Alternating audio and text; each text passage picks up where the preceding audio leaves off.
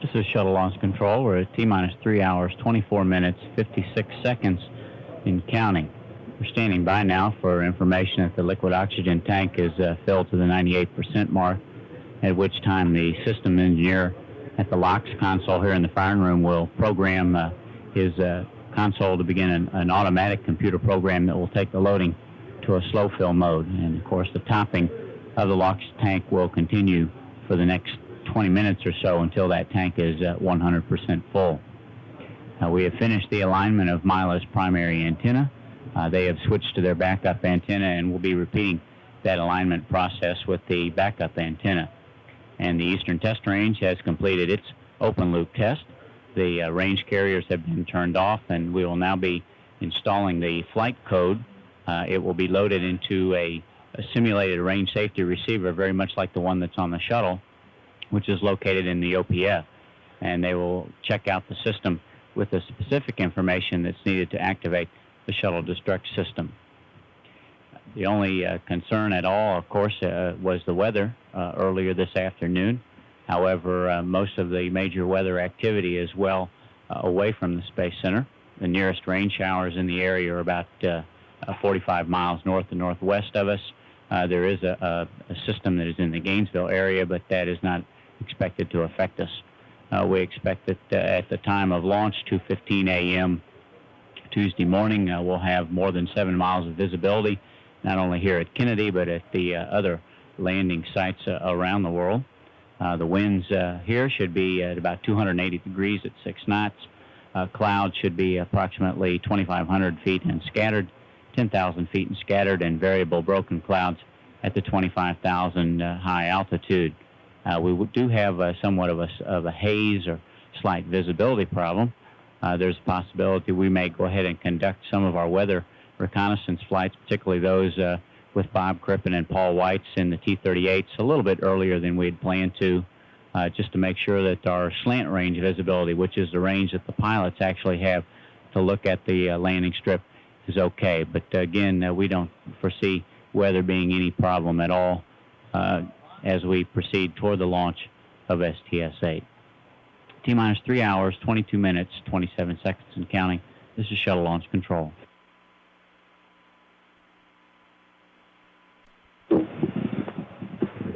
This is Shuttle Launch Control. We're at T-minus 3 hours, 14 minutes, 52 seconds and counting.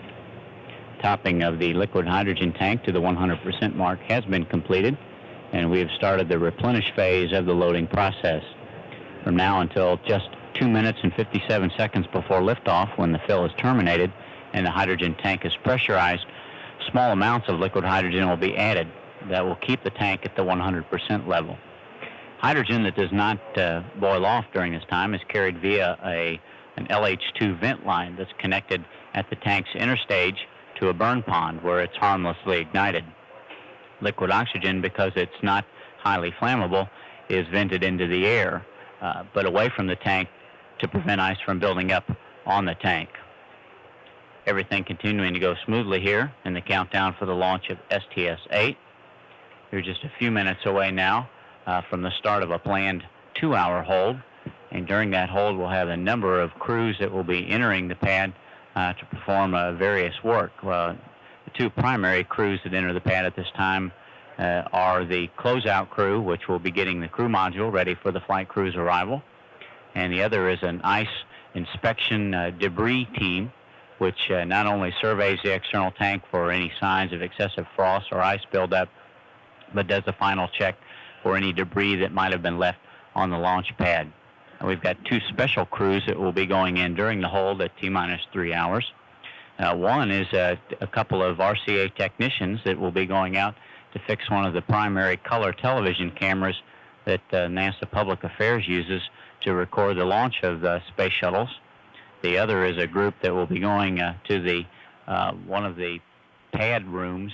They are going to be jumping a relay that controls the gaseous nitrogen heated purge that goes into the external tank's inner stage. And what they have to do is jump across this relay. What it will do is give us our backup capability that if the primary heater, which is what we're on at the current time, if for some reason it were to go down, we would still have the redundant capability. So we'll have 4 different crews out at the pad during this 2-hour hold at T-minus 3 hours. None of the problems, of course, are significant, and we don't see any problems in meeting our 2:15 a.m. launch Tuesday morning. We're at T-minus 3 hours, 12 minutes, 16 seconds and counting. This is Shuttle Launch Control.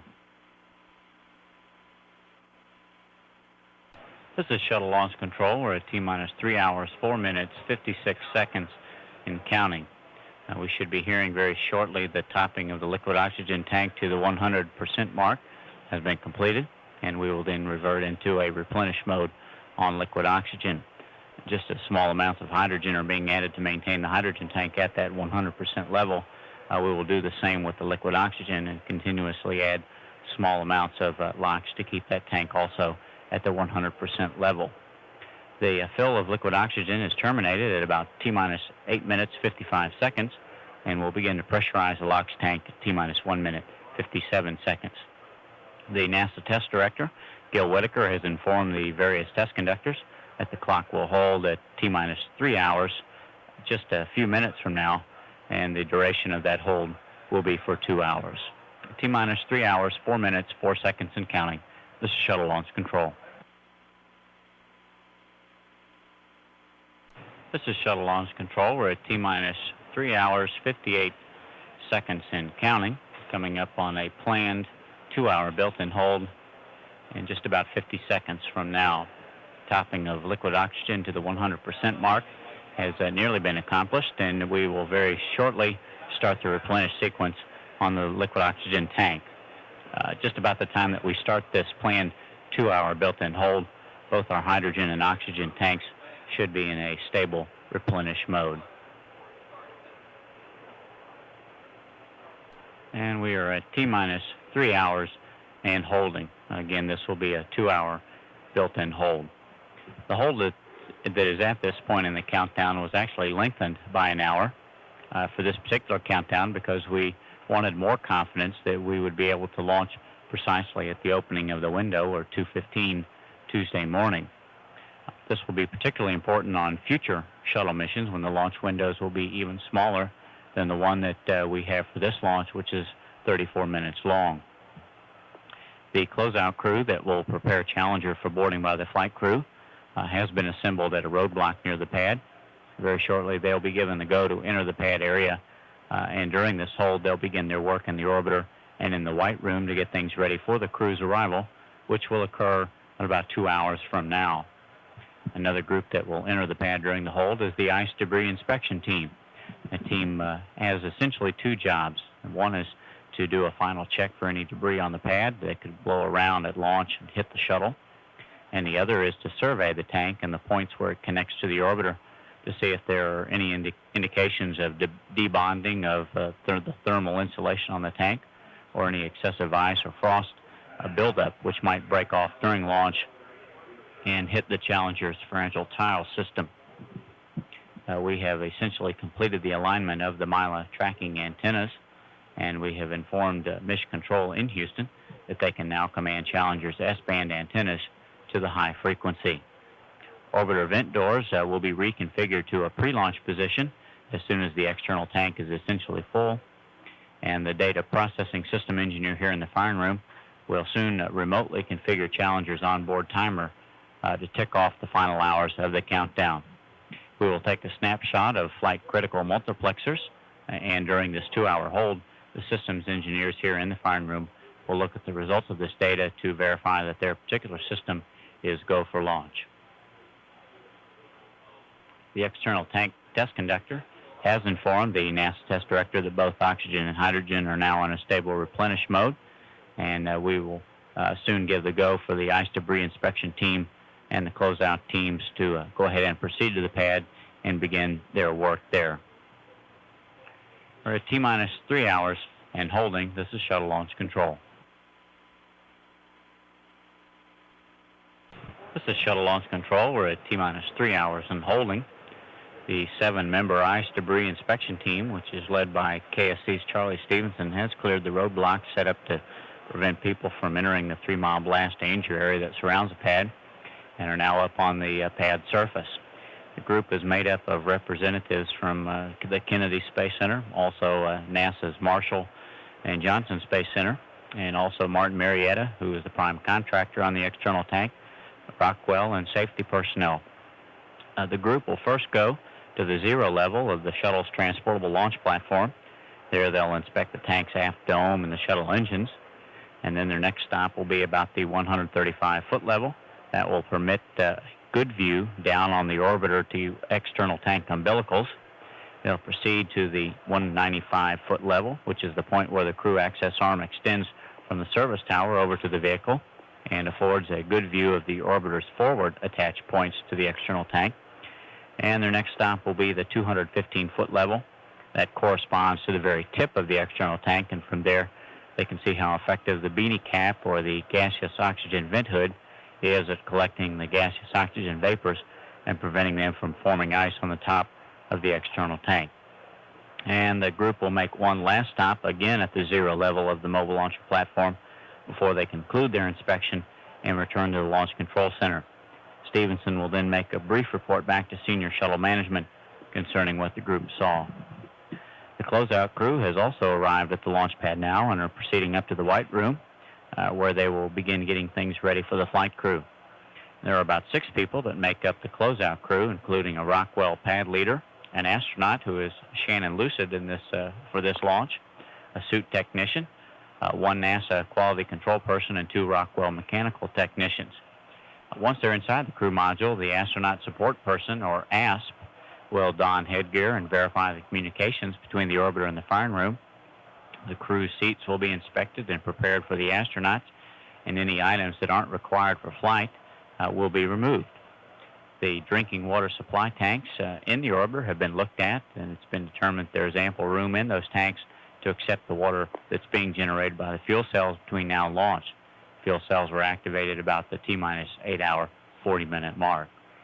If those tanks were too full, we would be able to dump some of the excess water out of the tanks.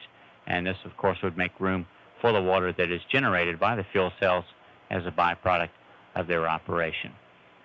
We're at T-minus 3 hours and holding. This is Shuttle Launch Control. This is Shuttle Launch Control, T-minus 3 hours and holding. We're approximately 1 hour into this built-in hold, which has a duration of 2 hours. The NASA Chief Test Conductor, Norm Carlson, has been in contact with personnel over in the astronaut crew quarters and has given them permission to wake the flight crew in preparation for the launch of STS-8. Astronauts Dick Truly, Dan Brandenstein, Guy Bluford, Dale Gardner, and Bill Thornton have now officially started the first day of their 6-day mission. This is one of the major milestones in the countdown, as it signifies that the launch team is confident that the vehicle is ready for launch.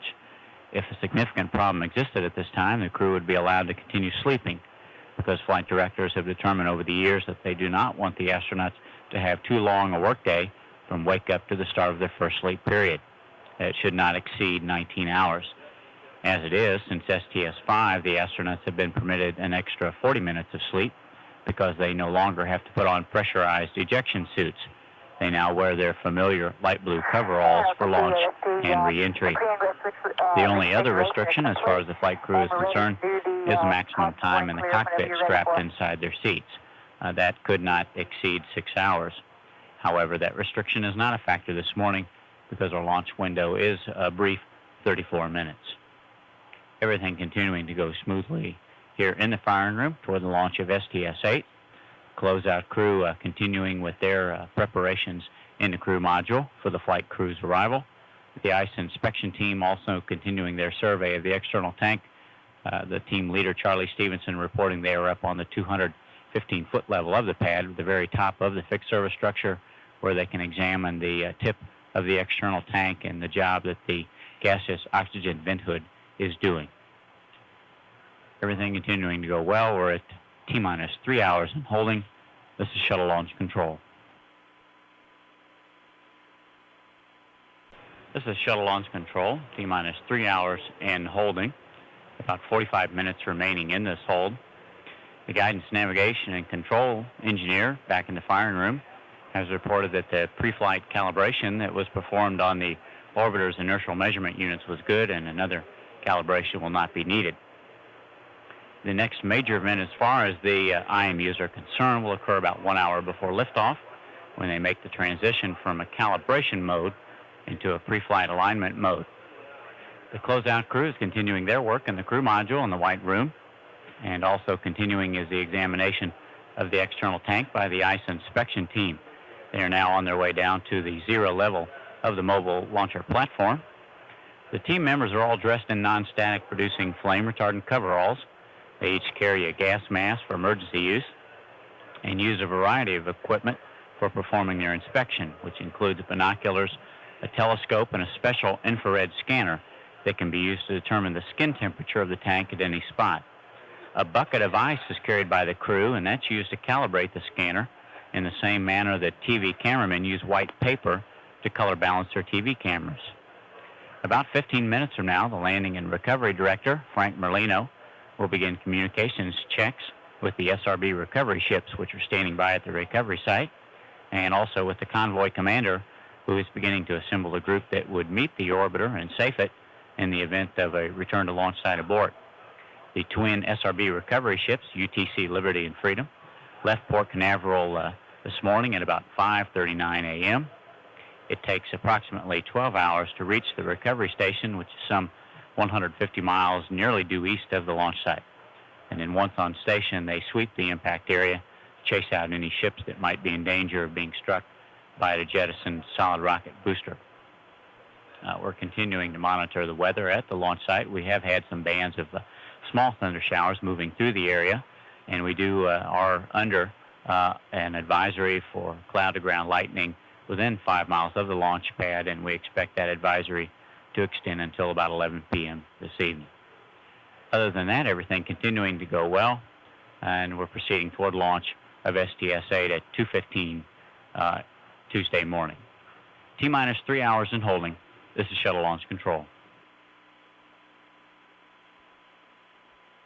This is Shuttle Launch Control, T-minus 3 hours and holding. We have joined the flight crew for the STS-8 mission, who are now in the process of eating their pre-launch breakfast. Crew will have a wide variety of items to choose from. During the week, they've been eating everything from cereal to bacon and eggs to just fruit or muffins. Looking now at Dale Gardner, one of the mission specialists on this particular flight, the U.S. Navy Lieutenant Commander, and will be called MS-1 during this flight. Next to him, Dr. Bill Thornton, been a NASA astronaut since August 1967. And though he's never flown in space himself, several of his experiments have been in orbit, including the treadmill, which he invented. It's been used on just about every mission. And Commander Dick Truly, the only veteran on this particular flight, who was the pilot along with Joe Engle on the STS-2 flight. He will have the distinction on this flight of being the first astronaut to pilot all 3 shuttles that have been built to date. And also mission specialist Guy Bluford, who will on this mission become America's first black astronaut in space. During the flight, you'll hear him referred to as MS-2 or Mission Specialist 2. Bluford will sit in the center flight deck seat as a kind of flight engineer and help Truly and Brandenstein keep track of key events during the ascent and entry. And finally, the pilot, Dan Brandenstein, seated next to Guy Bluford. Brandenstein was the ascent capsule communicator on Dick Truly's first space shuttle flight and is one of 3 astronauts on this particular crew selected in January 1978. Generally, we have more people join the crew for their traditional pre-launch breakfast, but for those of us on normal schedules, 11 o'clock is a little late for eggs and cereal. The crew has been on this particular schedule for about 10 days to get their body clocks used to getting up late at night and going to bed in the middle of the day. Those that are seated with the crew, those that we can identify, include what are called the C-squared or Cape Crusaders, essentially the support astronauts that come down to Kennedy and help process the vehicle during the flow. And we have commander of the STS-7 flight, Bob Crippen, who will also be flying the shuttle training aircraft. In the foreground, there are 2 cakes, one with the official STS-8 crew patch, the other with an unofficial version designed by pilot Dan Brandenstein. That patch depicts Dick Truly, steely-eyed and bespectacled veteran of STS-2 and now commander of STS-8, leading 4 space rookies, only slightly awed by their participation in the shuttle program's first night launch and landing. Back in the firing room, things are quiet. Closeout crew continuing their efforts to get Challenger ready for the crew's boarding. The ice inspection team, meanwhile, has completed their survey of the external tank and are returning to the firing room. T-minus 3 hours and holding. This is Shuttle Launch Control.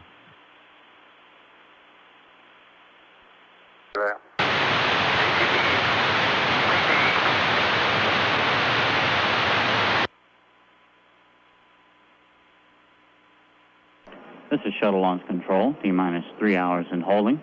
We have about 15 minutes remaining in this built-in hold. The NASA test director, Gil Whitaker, has informed all of the orbiter test team personnel to switch over to the same communications channel for the remainder of the countdown. This is so that all the engineers will be on the same channel when the flight crew gets in the Challenger and begins their communications checks with the firing room. The orbiter test conductor is now in the process of polling all of the systems engineers, about 27 altogether in the firing room, to make sure they have all switched over to the proper channel. Everything continuing to go well here. Looking for a launch STS-8 at 2:15 Tuesday morning. T-minus 3 hours and holding. This is Shuttle Launch Control. This is Shuttle Launch Control. We're at T-minus 3 minutes and holding. We'll be coming out of this hold about 15 seconds from now. The NASA test director, Gil Whitaker, has polled all the various test conductors, and they have all verified they're ready to come out of the hold at the T-minus 3 hour mark. Standing by now to resume the count. We are at T-minus 3 hours and counting. The ice inspection team has completed its examination of the tank and has been back in the firing room and made their report based on what they saw. Basically, they said that the external tank looked excellent, as good as they have ever seen as far as the external tank goes, the cleanest vehicle seen so far. Very, very little frost on the vehicle, no ice reported at all. So again, they report one of the cleanest vehicles they have seen from any of the previous shuttle launches. The people in the firing room are continuing to monitor the weather. There is a fairly sizable thunderstorm moving right over the vicinity of the launch pad right at this time, and they estimate that it will take approximately 45 minutes for this front to move through. However, they're not going to delay any particular part of the countdown. They are going to go ahead and have the crew suit up and leave the O&C building as planned. And if the lightning is in the immediate vicinity, if they have to, they would have the crew just hold up at one of the roadblocks and wait until this area moves through before they go ahead and board the flight crew. So we'll continue to watch the weather, but again, it looks as if this area will pass through here within the next 45 minutes to 1 hour. Other than that, the vehicle is in excellent shape. All systems up and operating normally. Things as far as the vehicle are concerned going very well at this time. T-minus 2 hours, 58 minutes, 18 seconds and counting. This is Shuttle Launch Control. This is Shuttle Launch Control, T-minus 2 hours, 40 minutes and counting. Just 3 hours away now from the launch of STS-8, which is presently continuing on schedule for its 2:15 a.m. blastoff from Complex 39's Pad A. We do have a fairly severe weather front moving through the area of the launch pad at this time with quite a bit of lightning. The front is moving south, and they expect it to be moving through within the next 45 minutes to 1 hour. The vehicle itself is in excellent shape, absolutely nothing wrong with the shuttle. All systems are powered up at this time and operating normally. All the systems engineers in the firing room continuing to monitor the status of the vehicle. They are continuing, of course, to watch the weather. They do estimate that the crew will leave the operations and checkout building on time and proceed on out to the launch pad. There could be a decision at that time to let the crew wait at the base of the fixed service structure for some time if the lightning is still in the vicinity of the launch pad. That way they would be as close as they could be to the vehicle without actually being inside. So there's every indication and plan that the crew will leave at the proper time. The Launch and Recovery Director, Frank Merlino, has started his communications checks with the various personnel stationed at the KSC runway and out at the SRB recovery station. The NASA Ground Operations Manager at the landing site reports that the landing strip is go for launch and has even noted some slackening of rain on the northern end of the runway. The convoy and ground support equipment preparations will begin to be ready for the liftoff time, and landing aids such as the microwave scanning beam landing system, tactical air navigation system, PAPI lights, ball bar, runway lights, and other various landing aids will be turned on and verified to be working properly and reported their status for liftoff at 2:15 a.m. So we'll continue to watch the weather. Otherwise, the vehicle continuing along in fine shape. Everything except for weather going very smoothly toward the launch of STS-8. T-minus 2 hours, 37 minutes, 30 seconds and counting. This is Shuttle Launch Control. This is Shuttle Launch Control, T-minus 2 hours, 30 minutes, 20 seconds and counting. Members of the STS-8 flight crew now departing their crew quarters, getting ready to come down the corridor. They'll take them to the elevator. They'll take them down to the first floor of the O&C building where they'll climb in the astronaut van and, of course, make their way out to launch pad 39A. Along with the flight crew, George Abbey, the Director of Flight Crew Operations at Johnson Space Center, as well as Paul Weitz, who is the commander of the STS-6 mission, and also some members of the closeout crew, primarily the suit technicians that will help put the crew in their flight harnesses, which they wear during the ascent into orbit. Crew will be making its way out to the pad. STS-8 flow director Bob Seek has been in touch with the flight crew, appraised them of the weather situation. He did mention that the weather probably at the O&C building is even worse than it is at the pad at the present time because the system is moving to the south. And the latest report from the Major Green at the Cape Weather Office is that according to their radar and field mills, the worst of the lightning activity is over, although there will be the potential for some lightning in this area for about the next 50 minutes. A view now of the ramp leading from the first floor of the operations checkout building, where the crew will come down that ramp and get into the astronaut van that will take them to the launch pad. Dale Gardner leading the other members of the STS-8 crew out. They, of course, checking for rain, and members of the press corps that is at Kennedy Space Center to cover the first night launch and landing in the Space Shuttle program. You can see very clearly that we are having a pretty good thunderstorm over the launch pad, in the area of the launch pad at this time. And the door to the astronaut van now closed, and the crew very shortly will be making its way to the launch pad. They'll make one last check before they get to the pad. We do have communications with the driver of the Winnebago or recreational vehicle, which in this case is serving as the astronaut van.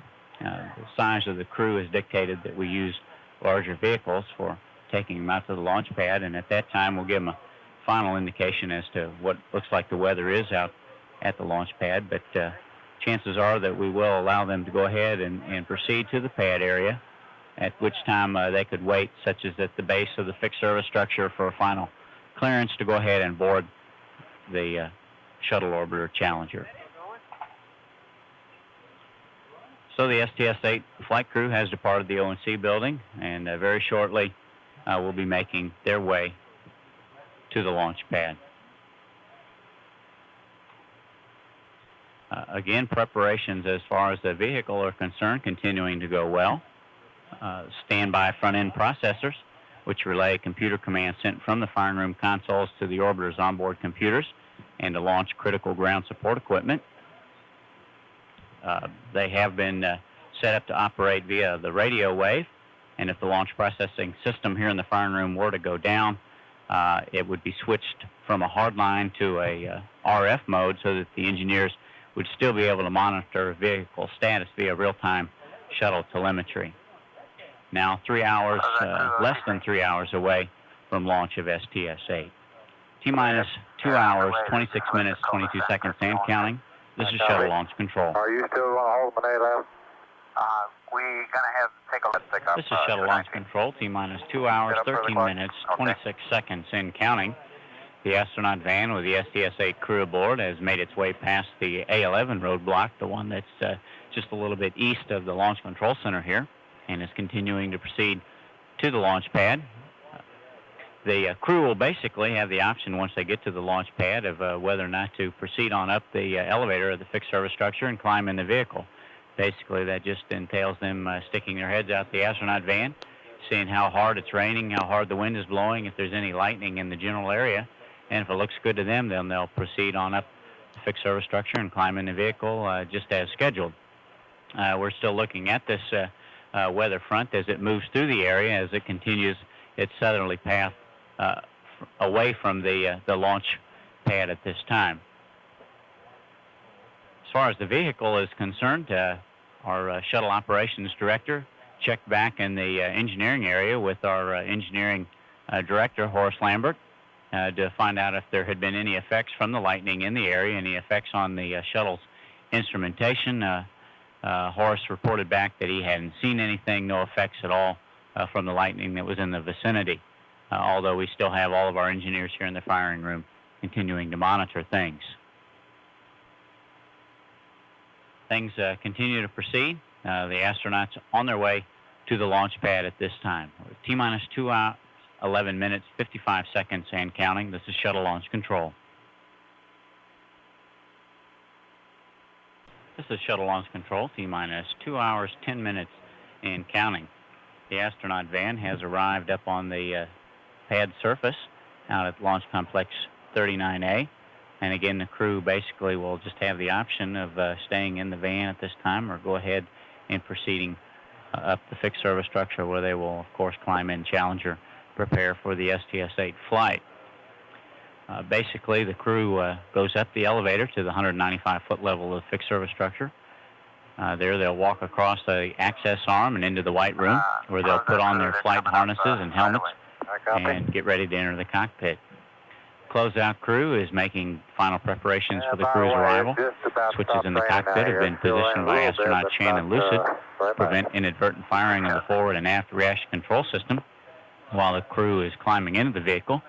And switches have also been configured to the proper settings to prepare the vehicle's electricity-producing fuel cells for taking on onboard cryogenic reactants when the ground supplies are terminated about 3.5 minutes before liftoff.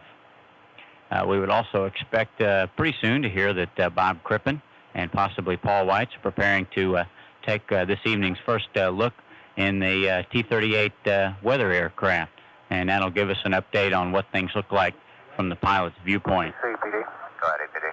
T1TC report completion on the... Again, all systems on the vehicle looking good at this time. The test conductors in the firing room polled their various systems engineers, find out if there were any violations of launch commit criteria, which is something that they want to do before the crew climbs in the vehicle. And all of the test conductors reporting back that there were no violations of launch commit criteria at this time, and that we were go for the flight crew to get into the Challenger. The astronaut support person, Shannon Lucid, has reported to the orbiter test conductor that basically the crew module is ready for the crew to ingress, and that the suit technician can go ahead and proceed down to the ground level of the pad where he will meet the flight crew. And she has also, in the meantime, cleared the orbiter's caution and warning memory system.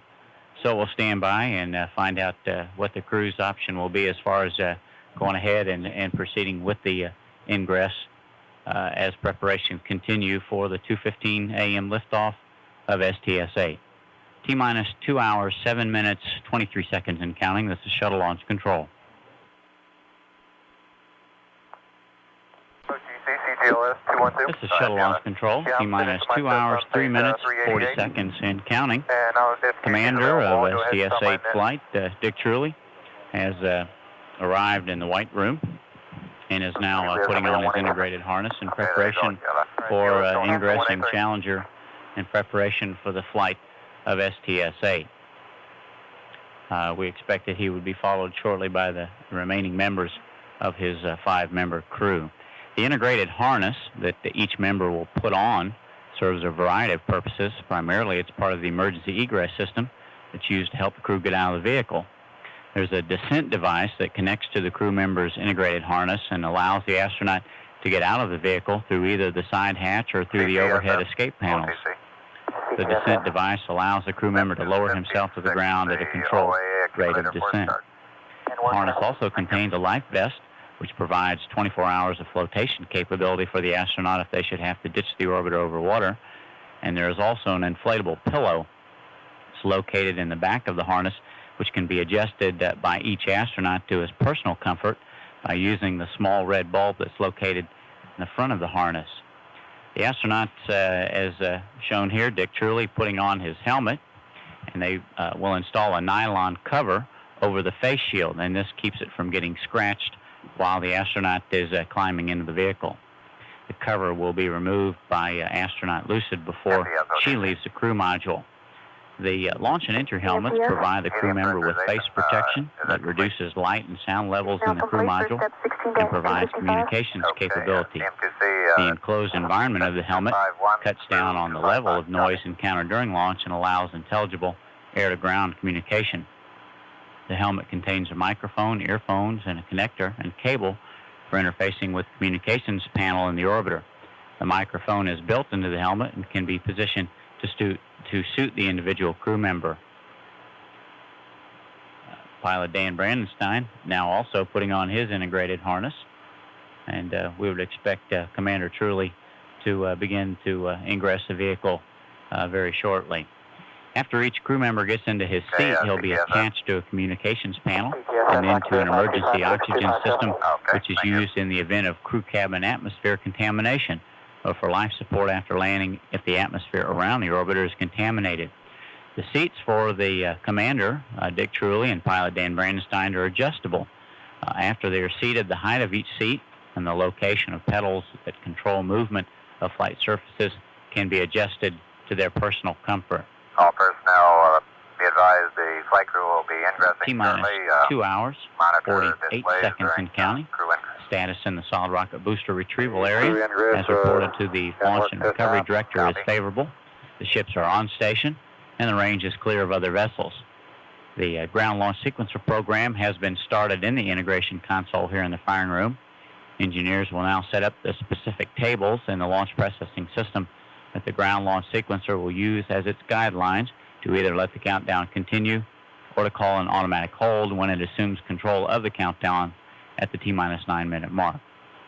Helium tanks in the orbiter's main propulsion system have been pressurized to their flight levels, and gyro assemblies in the twin solid rocket boosters used to determine rates of motion of the boosters during ascent have been activated.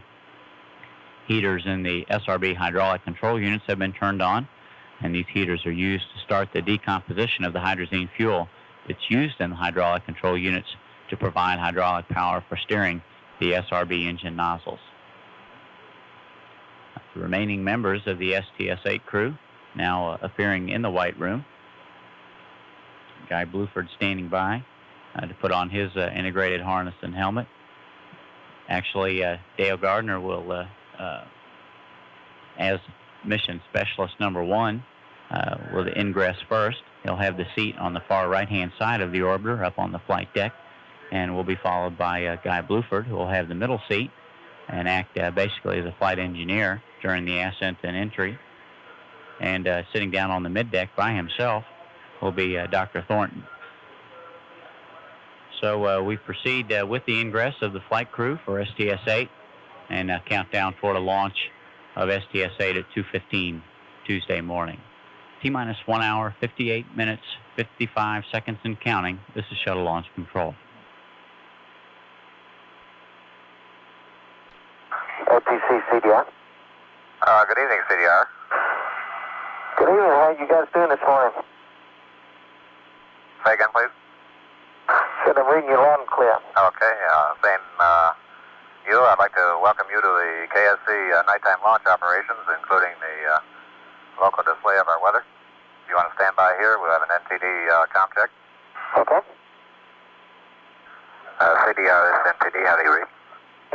Roger, this CDR reads you loud and clear. And when we came up, there's a few drops of rain out here and a nice display of lightning, but the weather generally at the pad at the moment is not too bad. Okay, it looks like it's moving south, Dick. Pretty much over the ONC and in that area now, and the SLF and the pad seem to be clearing up pretty good. Okay.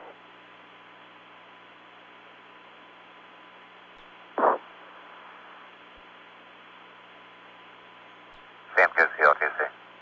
Yes, sir, go ahead. Yeah, we need support on 171. Copy that. NTD OTC, PLT, comm check. Okay, PLT, this is OTC, read you loud and clear. This is NTD, PLT, I read you loud and clear also. Roger, read both you loud and clear. OTC, COOS. Go ahead, OOS. Yeah, can I have a channel to talk to the TTE on? 161. COSV, OTC, 212. COSV, go ahead. Can you verify step 303? Okay, we'll put that in work now. We don't want to have the CDR put the driver switches on until that is complete. Okay, we'll wait for your call. OTC, COSC 132. Yeah, go ahead.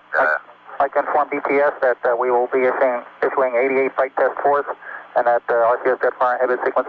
Okay, DBS, OTC. DBS copies. Okay. OTC, ASP. Go ahead, ASP. Go ahead.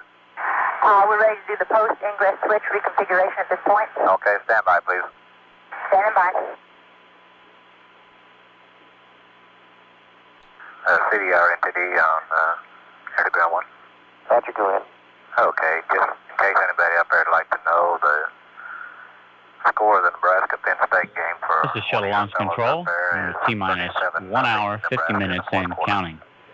Commander Dick Truly and Pilot Dan Brandenstein have essentially completed their ingress activities.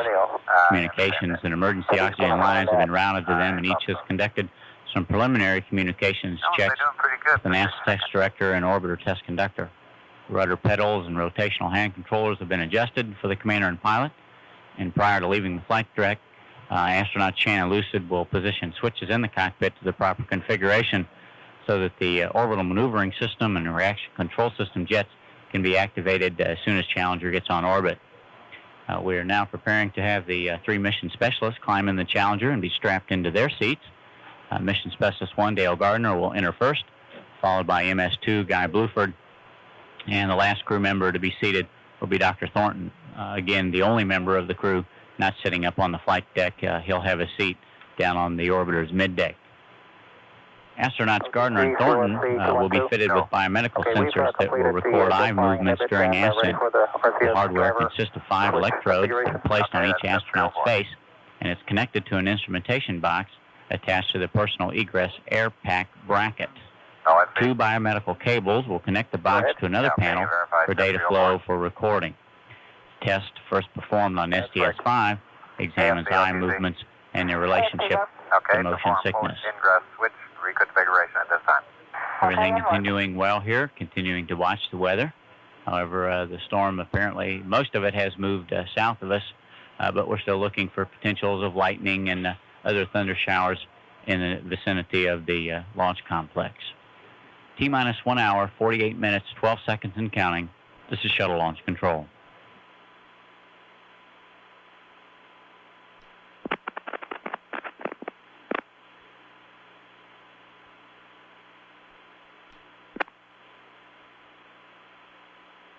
And close to your information, we're showing about 17 minutes to close time.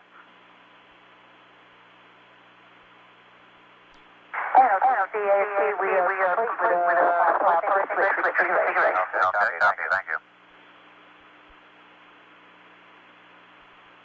Go.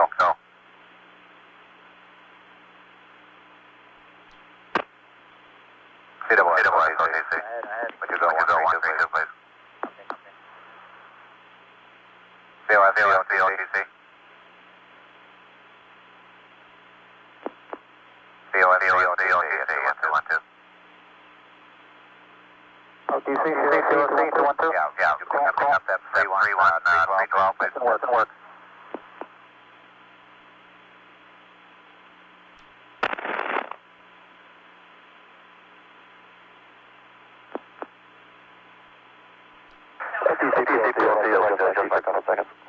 Okay. And OTC CDR, and when Dan gets to, so on. Okay, copy that. OTC MS1, good morning, com check. Good morning, sir. Read you loud and clear. How me? Have you the same? Okay, stand by for comm with NTD. Okay. MS1 is NTD. How do you read? The one is NTD, loud and clear. You did. Okay. CGSS OTC 212. CGSS. Would you go channel 132, please? Roger. OTC CGLS 212. Go ahead, GLS. GLS functional initialization complete. That was my kickoff steps back there at 2 hours. Okay, copy that. Okay, SPMQC OTC. Go ahead. That's step 247248. Copy. OTC, COC, 212. Go. Okay, we completed step 312, 314, and we have a go on step 315. You have a go. Copy. CWS OTC 1212. Go ahead. Step 313. Sure, go ahead. Copy. OTC, COC, 212. 316, 317 complete. Okay, thank you. You're welcome.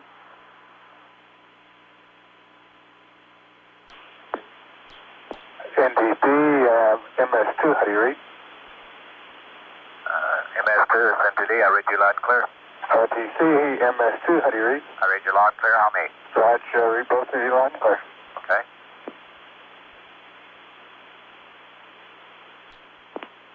OTC, TP212. Go. Yeah, can I get a PVD on 161, please? DVD OTC. Just PVD. Go channel 161, please. Copy.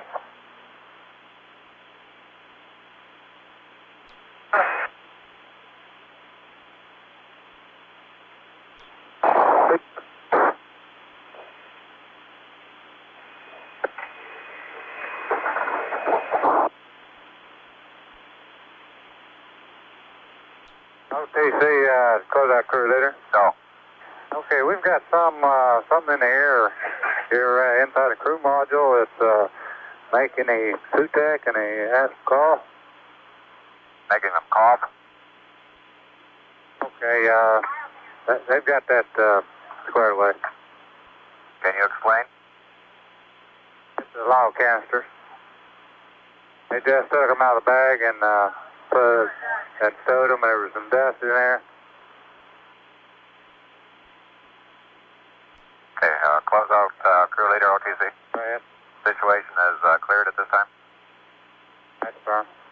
OTC, MS3, contract visor up. Good morning, MS3. Read you loud and clear. How me? Loud and clear. Let me try it down now.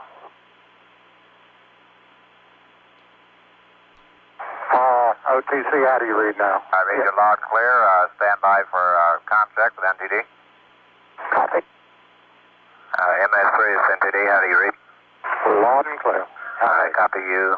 Loud and clear also. Good. ASB OTC. ASB OTC, air to ground 1. And OTC CDR. Were you calling CDR on air to ground 1? Negative. ASB. OTC, ASC, go. Yeah, lithium hydroxide canisters, is that situation under control? I don't want it. Whenever we took the plastic off of the canisters to put them in, there's a lot of dust that came up with it. But it's well cleared out by now. Okay, have you done the caution, warning, alarm, volume adjust? That's affirmative. We've done everything up to the astrocom check. Okay, thank you. Okay, SBOTC, air to ground 1. Normal. The Eastern Test Range command carrier test has been started, and the status last reported at the landing site is that they are basically on schedule with preparations to support this morning's launch. Again, we continue to monitor the weather. The front seems to have basically moved through this area, much less lightning and precipitation in the vicinity of the launch pad at this time. However, what we do have to watch are the debris clouds that basically linger after the major part of the storm has moved through. So we'll continue to watch to make sure that there's not any type of a ceiling formed by clouds. We do expect that there may be some light precipitation in this area, but we'll continue to monitor. There's also another front that's located about 38 miles north of us that we will continue to watch. However, that front is moving south about 12 knots per hour. So we'll continue to watch that as well as the debris clouds from the major front that has already moved through.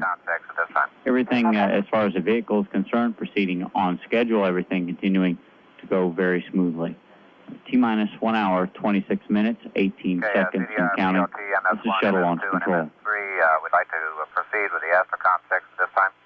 CDR Wilco, go ahead.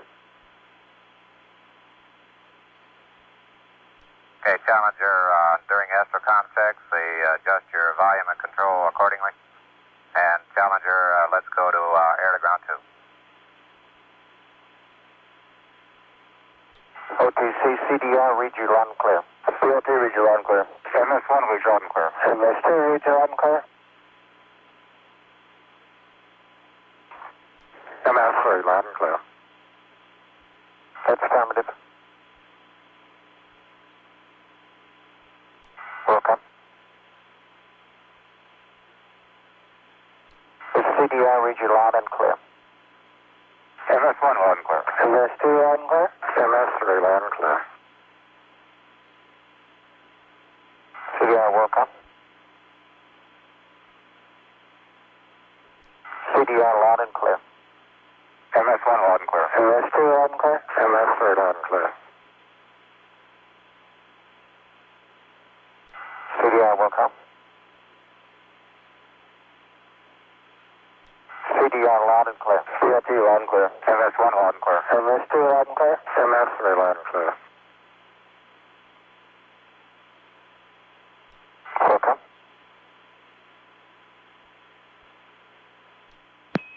CDR and PLT, Houston, configure for voice checks on air to ground 1.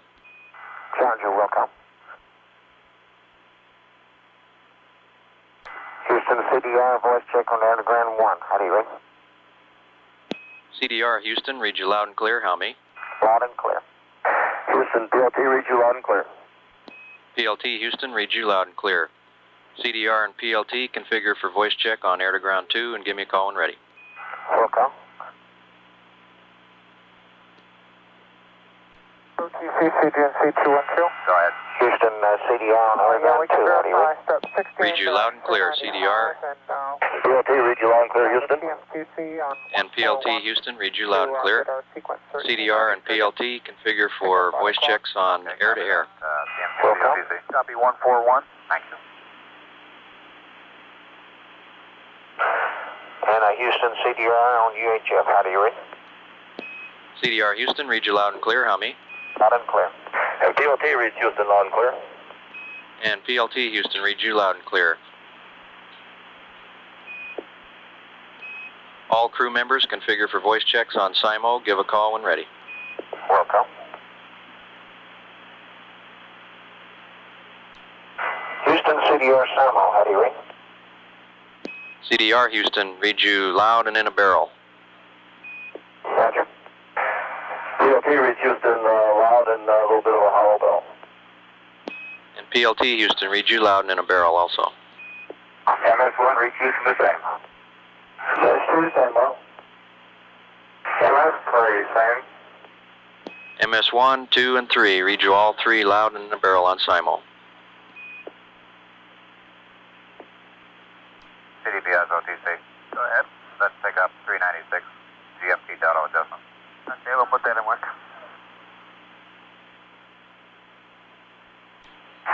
OTC, ASC. Go ahead, ASP. Are you ready for me to take your comm and leave the crew module? That's affirmative. Okay, in work.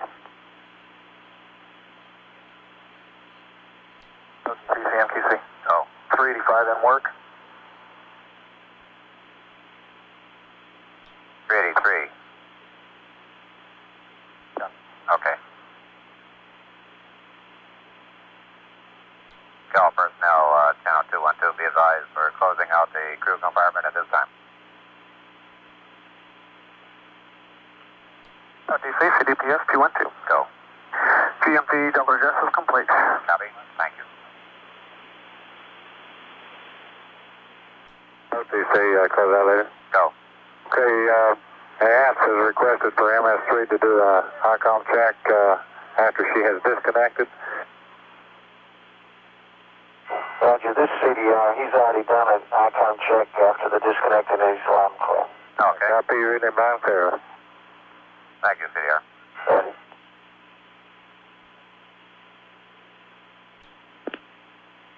This is Shuttle Launch Control, T-minus 1 hour, 15 minutes, and counting. Astronaut Shannon Lucid has left the crew module, and the orbiter test conductor should be giving the closeout crew permission to close the hatch for flight. At the landing facility, the convoy that will support the shuttle orbiter, if it has to return to Kennedy Space Center in an emergency shortly after launch, is now being readied at the landing strip for that return to launch site possibility. The pre-flight calibration of the inertial measurement units, which started back at the T-minus 5 hour mark, has been completed. And the systems engineer at the guidance, navigation, and control console reports that he is ready to proceed with the IMU attitude determination as soon as the Greenwich Mean Time adjustment is completed. The mission timer that's on board the vehicle can show either GMT or mission elapsed time and can be adjusted to within 1 millisecond or 1 millionth of a second, either by ground command via uplink through the onboard computer or by the flight crew through the use of their flight deck display and control panel keyboard. The IMUs on board the orbiter each contain 2 accelerometers. They sense accelerations of the vehicle, and 2 gyros which provide a stabilized 4-gimbal platform to provide attitude and velocity information with respect to known coordinates. The navigation system used by the shuttle is based on the position of the stars at the time of the vernal equinox in the year 1950. The IMUs are calibrated during the early part of the countdown, and the next step, which is the one about to be accomplished, is to make the transition from a calibration to an operate mode. Then at the T-minus 61 minute mark, the IMUs will transition again into their pre-flight alignment mode, which will continue until the units are set inertial at T-minus 20 minutes. They are biased for the Earth's rotation until T-minus 12 seconds when the bias is removed. In orbit, the IMUs must be realigned periodically, and this is done with the 2 star trackers. The star trackers are mounted from the same fixed platform in the forward section of the orbiter to which the IMUs are fixed. The astronauts will select 2 stars from the 50 stars in their navigational catalog. The stars will be located about 90 degrees apart and will be used for updating the alignment of their navigational system as they circle the Earth. The orbiter test conductor has given the closeout crew permission to close the hatch, which has been accomplished, and the closeout crew, the mechanical technicians, now in the process of putting in the insulating plugs and closing that door out for flight. Things continuing to proceed smoothly. We continue to watch the weather. All other things, as far as the vehicle is concerned, operating normally, and up here go for liftoff 2:15 this morning. T-minus 1 hour, 12 minutes, 8 seconds and counting. This is Shuttle Launch Control.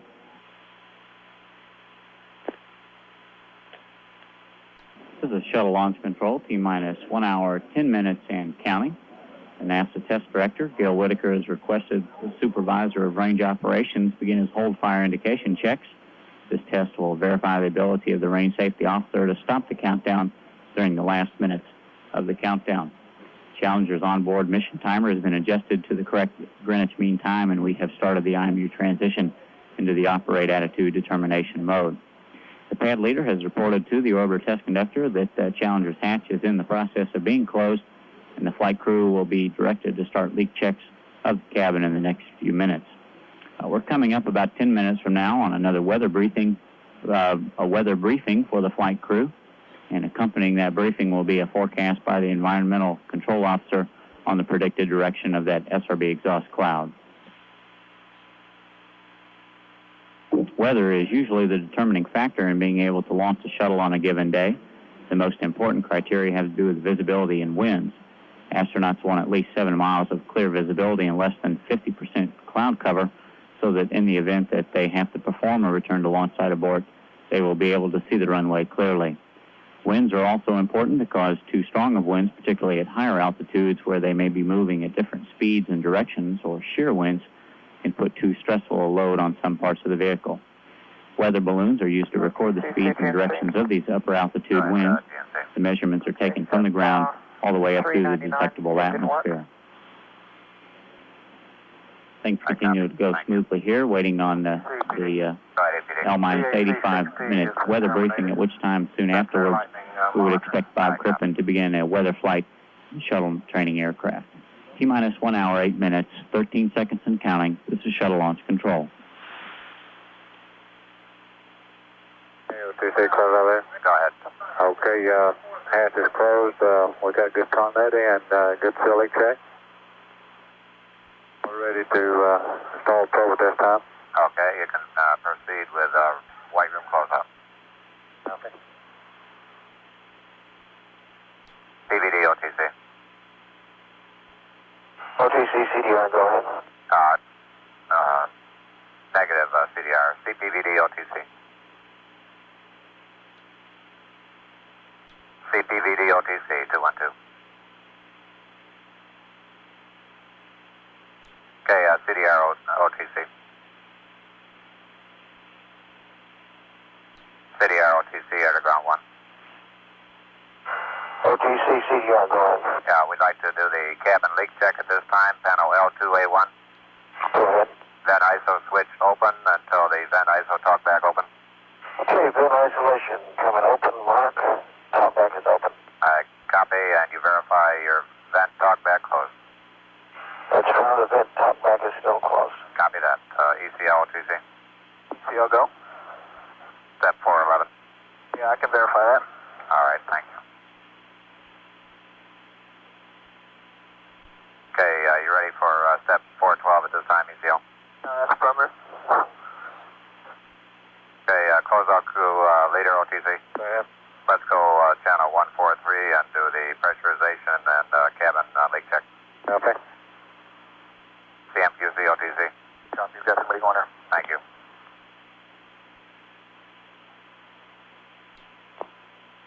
OTC, CPVD. Go ahead, PVD. Okay, all vent doors are in normal purge configuration. That complete sequence is 402 and 403. All right, copy. Thank you. Go ahead. Clear on tail, go ahead.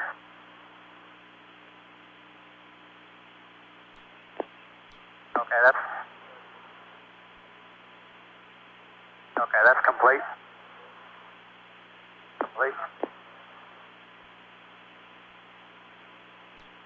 Okay, that's complete also. OTC, CGNC. Go ahead, GNC. Request your concurrence to pick up with step 414 by the clock. You have a go. OTC, ECL. Go ahead, ECL. Yes, I need a reading from the CDR on panel 01. CDR, OTC. Go ahead. Yes, CDR on panel 01. I need cabin pressure reading, please. Okay, MS2 can see a little better. It says, as best we can read it, about 14.7 or 14.8.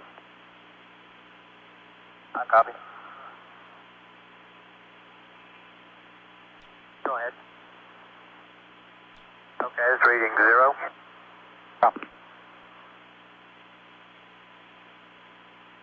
Okay, A105, 129 open now. Close out to leader OTC. Okay, 130 open now.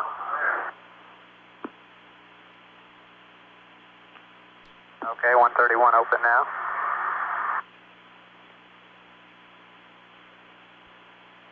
Okay, 132 opening now. CGNC. Go ahead. Okay, step 414 is in work, and that was put in work on time. Copy that. Thank you. Yeah, this is CDR. We got the CNW and we punched it off. Okay, copy. This is Shuttle Launch Control, T-minus 57 minutes and counting. STS-8 Commander Dick Truly in the process of performing his cabin leak checks. Truly closes the cabin vents, and the cabin is slowly pressurized from its normal sea level pressure of about 14.7 pounds per square inch up to 16.7 pounds per square inch. And as it increases, the environmental control engineer here in the firing room monitors the status of the test. This higher than normal pressure in the crew module causes alarms in the cabin to go off, and it also serves as a test of the orbiter's caution and warning system. Additional leak checks will be performed a little later in the countdown. Pre-flight alignment of the inertial measurement units started on time at about T-minus 61 minutes. This pre-flight alignment will be completed during the hold at T-minus 20 minutes, which is just before we put the onboard computers into their terminal countdown configuration. The safety personnel has confirmed that the fire and rescue people are on station at the landing strip and within the blast danger area. The launch minus 80-minute weather briefing has been conducted, and astronaut Bob Crippen, who will fly the weather aircraft this morning, is about ready to leave the shuttle landing facility to give us some updates on the weather conditions from the pilot's standpoint. Crippen will fly return to launch site abort profiles in the KSC's 3-mile-long landing strip and report back to the crew on visibility into the runway in the event that the crew had to perform the emergency abort maneuver. The Launch and Recovery Director Frank Molino has confirmed that we are getting good data from the shuttle landing strip as far as some of the guidance systems are concerned there. And, of course, these would only come into play in the event that we had to perform the abort. The basic premise of the weather report from the Air Force forecasters is that they do think that the major activity has moved through this area. However, in its wake, it has left some debris clouds, which it appears are forming some layers at various levels in the atmosphere. They predict that we'll have about scattered clouds at the 2,500-foot level. There is somewhat of a deck, 3,000 to 5,000 feet thick at the 9,000-foot level, and then 25,000 feet we'll see broken scattered clouds. The visibility at launch should be greater than 7 miles. However, they do predict that there will be some haze in the area. So the slant range visibility, which is flying the shuttle training aircraft. There's a possibility of light rain in the vicinity. However, one good thing was the upper-level winds were fairly light, moderate, even at the higher elevations. They ranged from at 50,000 feet out of the east at 15 knots down to our surface winds, which are about 5 knots. So basically, the Air Force weather people said that the conditions were, as far as another weather pattern that is moving in from the north, is diminishing at this time. And they would expect the gradually improving conditions about the time of launch this morning. However, the one area of concern, again, would be the cloud cover, and we'll get a better reading on the cloud cover once Bob Crippen has started his flights in the shuttle training aircraft. Things continuing to proceed normally here. Everything going well with the vehicle. We're at T-minus 53 minutes, 20 seconds, and counting.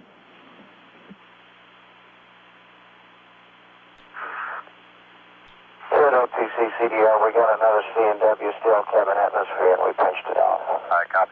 Thank you. OTC PD. Go ahead, APD. I'd like to pick up on 16431 on page 441. Okay, you have a go.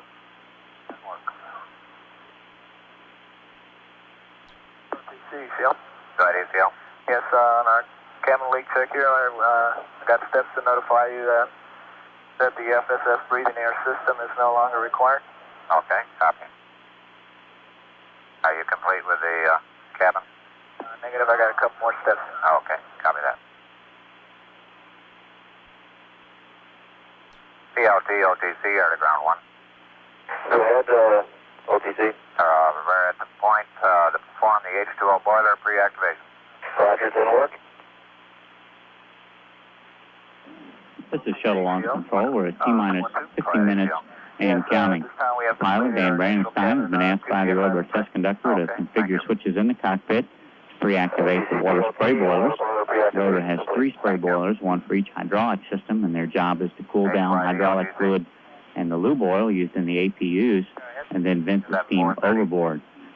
Each spray boiler provides an expendable heat sink for the orbiter hydraulic system's fluid and APU lube oil system on the ground. During the boost phase, orbital checkout, deorbit, and entry through landing and rollout. The range safety officer has informed the NASA test director that the ETR is basically complete with all of its command tests, and the ETR carrier has been turned off. Preparations will now begin to perform the terminal count range safety ETR closed loop test. That basically checks out the system actually located on the vehicle.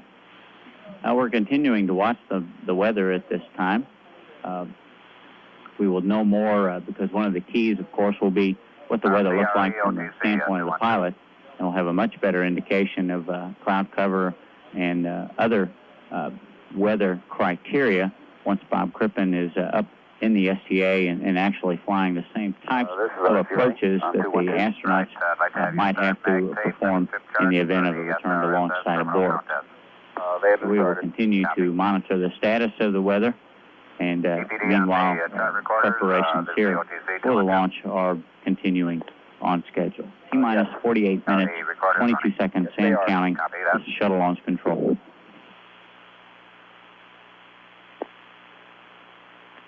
ECL, OTC, 212. ECL. Are we ready for the cabin vent redundancy? Yeah, we're ready to go by the clock alarm. Okay. CCSB, OTC, 212. CSB, go ahead. Right, support the S-band to high power on channel 232 at T-minus 45. OTC, CL. Go ahead, ACL. Yes, we'd like to report a violation on our LCC. What is the violation? One of our heaters on water feed lines, feed line B, is reading above the upper limit. Do you have the FD, please? Page is 6.8.3-16, and FD number is V63T1877 Able. Okay, repeat, please. V63T1877 Alpha. OTC TP. Go ahead, TP. I'd like him to come to 161 so we can talk about that. Okay, ACL. Okay, I copy. I will send someone to 161. I'll stay here for the cabin leak check. Copy that. OTC PD. Go ahead, EPD. 16431, complete at 0508 Zulu. Thank you. CGLS OTC. GLS go. At T-minus 45, pick up your GLS mainline activation. Copy. CDR OTC on air to ground 1. Perform the cabin vent redundancy check. This is Shuttle Launch Control, T-minus 45 minutes and counting. Terminal count range safety Eastern test range closed loop test is underway. This test verifies that the shuttle's range safety receiver responds correctly to commands sent from ground support equipment located in the mobile launcher platform using the actual flight code. Inhibits have been placed in the system to prevent inadvertent firing of the range safety devices during this test. And once that check is completed, the range safety carrier will be turned back on and the safe and arm devices will be configured to safe positions. Ready to tear The initial cabin leak checks have been completed, and the orbiter test conductor has now requested Commander Truly start the cabin vent redundancy checks. 2 valves in series must be opened to vent the cabin. The earlier check verified the integrity of the first valve, and this test will verify the integrity of the second or redundant valve. Yeah, I'm finished with my Mission Control has been requested to switch Challenger's S-band antennas to the high-power mode and also to configure the communication system so that at liftoff it will transmit and receive by radio rather than through hardline as is done during the countdown. Ground launch sequencer mainline computer programs have been activated and are now actually processing data. The program will monitor various key commands and systems prior to its assuming control of the countdown at the T-minus 9-minute mark. In the White Room, the closeout team continues to prepare the shuttle for liftoff, and as far as closing out the White Room for launch, we would expect in the next few minutes the closeout team will report that their work is done and they will be ready to leave the pad area in preparation for launch. Again, continuing to monitor the weather very closely. That appears to be the only problem at this time. Certainly there are no vehicle problems, nothing that the engineers here are tracking that appears to be a showstopper at this time. But again, we'll continue to watch the weather. We do have the capability of continuing with the countdown down to about T-minus 9 minutes. And at that point, we would be able to hold essentially for the entire duration of our window, which is 34 minutes.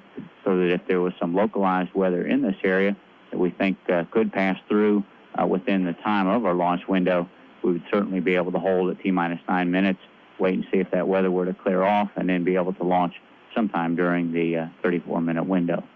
So we'll continue to watch that. Again, we're waiting very anxiously to hear from Bob Crippen flying the ST-8 to give us another perspective of weather conditions in this vicinity. Things continuing to go well. Otherwise, we're at T-minus 42 minutes, 23 seconds and counting. This is shuttle launch control. OTC, close out later. Go ahead, close out. Okay, we're all secure in the White Room. Got the White Room broke down, and we're ready to clear out. Okay, I have a call here to verify all drag-on lines have been removed from the OAA trussway. That's up. And in clearing, they position the FSS elevators at the pad surface level doors closed position and the power switch in the off position, the red button depressed. That's fine. We'll get that on the way down. Okay, if you're ready to clear at this time, you have a go and report to pad leader in the fallback area. Fuel on there. We'll be standing by at A11. If you need us, we'll have radio and be on that 105. Okay. Give us a call on 105 when you're at A11. Copy. When I get to A11, I'll report back to you. Copy that. But off that at this time, I'll be on 105. Copy. This is shuttle launch control, T-minus 40 minutes and counting. The launch team has completed the charging of the INSAT upper stage or payload assist module batteries, and the system is now being secured for launch. The pre-sequencing of the ground launch sequencer computer programs has started. Closeout crew reported to the orbiter test conductor that they had completed their final closeouts of the White Room for launch and that they would soon be leaving the pad. Of course, as they leave the pad area, they will put the elevators in a launch configuration, which is with the doors closed and the elevator turned off. The crew, of course, has a different capability for leaving the pad in the event of an emergency. That is a slide wire system where they would be able to ride essentially buckets down a slide wire to a bunker area in the event they had to leave the launch pad in a hurry. All other activities associated with the launch of STS-8 are continuing on schedule at this time. We're at T-minus 38 minutes, 55 seconds and counting. This is shuttle launch control. CCSE. Go. Verify step 498 complete. Copy that. Thank you. CP, go ahead. CCL 212.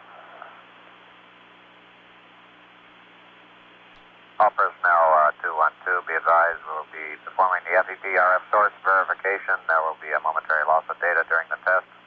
CCME OTC 212. CCME. CCME. Right, step 501, the RF FET source verification, channel 228. Roger, 228. This is Shuttle Launch Control, T-minus 35 minutes and counting. Activation of the S-band communication system to the high-power mode has been completed, and the Launch and Recovery Director has verified that the landing strip has essentially been cleared and is being controlled in the event of a return to launch site abort. And we've also verified with the various contingency landing sites and with the SRB recovery ships that they are ready for launch. In just a few minutes, Commander Truly will perform a test of the transfer capability between the primary Ascent computer redundant set and the single backup flight system computer. This test verifies that critical guidance data can be transferred from the redundant set of 4 simultaneously operating general purpose computers to the single backup computer, and that the computers can operate in sync. Throughout the countdown, the computers talk back and forth to one another, assuring each other that everything is fine and working properly. This is so that in the event that the 4 primary computers shut down sometime during ascent, the single backup flight computer would take over and the flight could continue uninterrupted. That data transfer is actually accomplished about 10 minutes from now. Everything continuing to proceed on schedule. Commander Truly getting ready now to perform his redundancy check of the cabin vents. Again, the only possible problem that we continue to watch is, of course, the weather, and we could proceed with the countdown until a time where we come out of our final hold at T-minus 9 minutes. At that point, essentially, we could hold for the duration of the window if we think that that would benefit us. So things continuing to proceed as far as the vehicle is concerned, very smoothly, very normally. We're at T-minus 33 minutes, 17 seconds and counting. This is Shuttle Launch Control. Okay, I got a reading of 0.008. I copy 0.008. HTD OTC? Yes, HTD, go ahead. Yeah, step 524, the cabin vent is about to begin. The air will be venting into the orbiter payload bay. Okay, I'll be watching. CMTC. Go ahead, QC. Yeah, did you pick up steps 515 through 520? Not yet. CDR OTC, air to ground 1. Perform the pass VFS transfer prep. Will call, that's in work. OTC, CDR, the pass VFS transfer prep is complete. I copy, and I'd like to have you perform the OHMS GN2 press at this time. In work. OTC, CDR, the OHMS GN2 press is complete. I copy. And CDR, open cabin vent. Will call. OTC, CWS, we verify 518, 517. I'll copy. CCGLS 212. Go. Yeah, permission to do step 534 RPC power command for the clock. You have a go. OTC, CDR, cabin vents complete. I copy. OTC, CLSC 212. Stand by 1, ECL OTC. Yeah, this is ECL. I verified 527. Okay, on ECL, CDR, stand by to give forwards closed cabin vents on 212 or air to ground 1 if a decrease in PPO2 below baseline is observed. ECL copies. Okay. Go ahead, OFC. The Shuttle Launch Control, T-minus 30 minutes and counting. Leak checks of the crew's cabin have been completed, and Commander Truly is in the process now of opening the cabin vents to bring the pressure in the crew module back to its normal pressure. The air is vented at a high rate into the cargo bay when the cabin vents are opened. The gaseous nitrogen tanks and the 2 orbital maneuvering systems have been armed. The GN2 is used to open the valves that allow the hypergolic propellant to enter the thrust chamber. That system will now be ready when the orbiter computers command the OHMS engines to fire for the first time to put Challenger in its initial elliptical orbit. The chase aircraft have been put on alert by the Launch and Recovery Director, and the NASA Test Director has requested that the post-launch inspection and safing teams report to one of the pad roadblocks. These teams will be the first to enter the pad after launch and are responsible for seeing that the pad is safe for other workers who will begin the refurbishment effort to get pad 39A ready for its next launch. T-minus 29 minutes and counting. This is Shuttle Launch Control. OTC, PD. All right, APD. Okay, we're going to go ahead and take the mech pre-flight bite. Step number, please. 538. CGLS, OTC. Yeah, let's go. You ready for the mech pre-flight bite? Affirmative. Okay, EPD, you have a go. Pad leader, OTC. Right, step 536, the post-launch inspection saving personnel. I'm sorry, you broke up. Say again, please. Okay, step 536, the post-launch inspection safety personnel to assemble at roadblock A11. Yes, sir, that's in work. Thank you. COSB, OTC. Go ahead. Set Ds on the printer plotters has been performed. I copy, thank you. CCL, OTC. CCL, go. 132, please. Copy, going on 132. OTC, PD. Go ahead, APD. 538 and 539 verified. That include the D to 539. That's firm. Copy, thank you. Okay. OTC, PD. Go ahead, APD. Would like to put 541 in work. Go ahead. CGLS, OTC. Yeah, let's go. 540. Good clock. Copy. Please. OTC, PD. Go ahead, APD. 41, 42, and 43 are complete. Oh, okay. Thank you. OTC, CGLS. Go ahead. 540 complete. Thank you. CDPS, OTC. Go ahead. Can you verify 554? I can verify 554. Thank you. All crew members configure for SIMO voice checks from Houston. CDR, give me a call when ready. Houston, CDR, ready for SIMO voice checks. CDR, Houston, on SIMO, how do you read? CDR, read you loud and clear. How many, Brian? Read you loud and clear. PLT, Houston, on SIMO, how do you read? PLT, read you loud and clear, Houston. Read you the same. MS1, on SIMO, how do you read? Houston, MS1, read you loud and clear. And read you the same. MS2, how do you read on SIMO? It's read you loud and clear. And MS2, read you the same. MS3, how do you read? MS3, read you loud and clear. And read you the same. That's the end of the voice checks. CECL, go channel 132.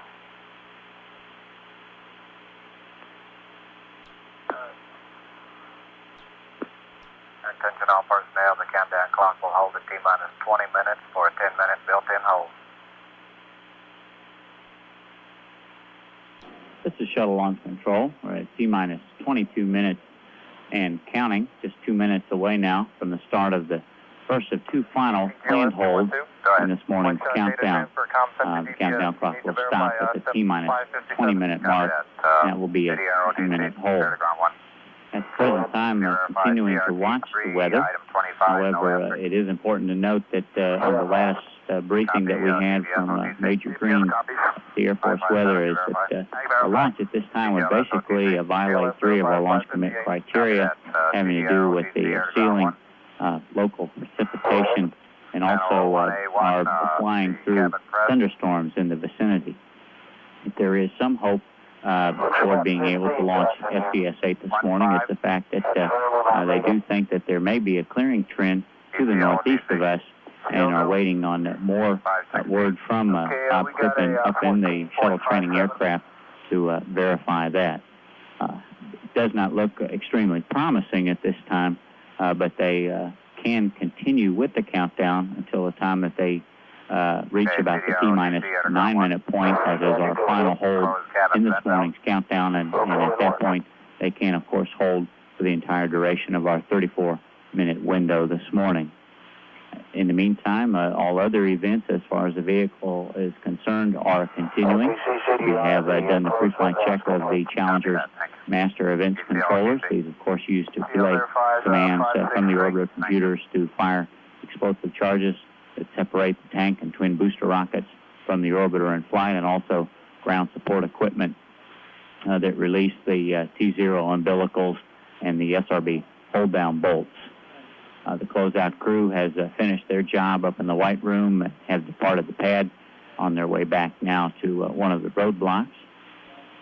We have also basically finished most of our preparations at the landing strip, which of course puts it in the configuration to support a return to launch site aboard. Coming up now on our hold, T-minus 20 minutes and holding. The primary computer guidance data, which is obtained as a result of the IMU alignment, will be transferred to the backup flight system during this time to ensure that both systems have the same data. That is, in the event that during Ascent, if the 4 redundant computers went down, the backup computer could assume control of the flight of STS-8. Commander truly has read off pressures in the cabin. Those are reported satisfactory, and the orbiter test conductor has requested that he now close vent valves for launch. During this hold, all of the consoles in Firing Room 1 will be configured for the terminal portion of this morning's countdown. And when we come out of the hold, Challenger's onboard computers will transition into an Ops 101 configuration. This is the terminal countdown configuration. And during this hold, the orbiter's inertial measurement units will complete their pre-flight alignment and will go into an inertial mode.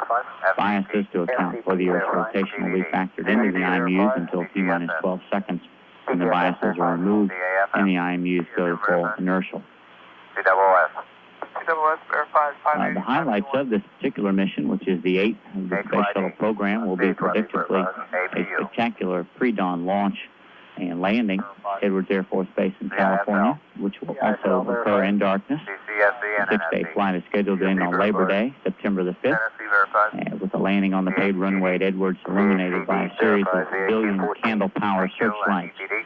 Astronauts Bluford and Gardner will deploy the INSAT multi-purpose communications and weather satellite on day 2 of the mission at about 3:20 in the morning, as Challenger begins its 18th orbit of the Earth. Testing of the tracking and data relay satellite system also will be conducted throughout the mission.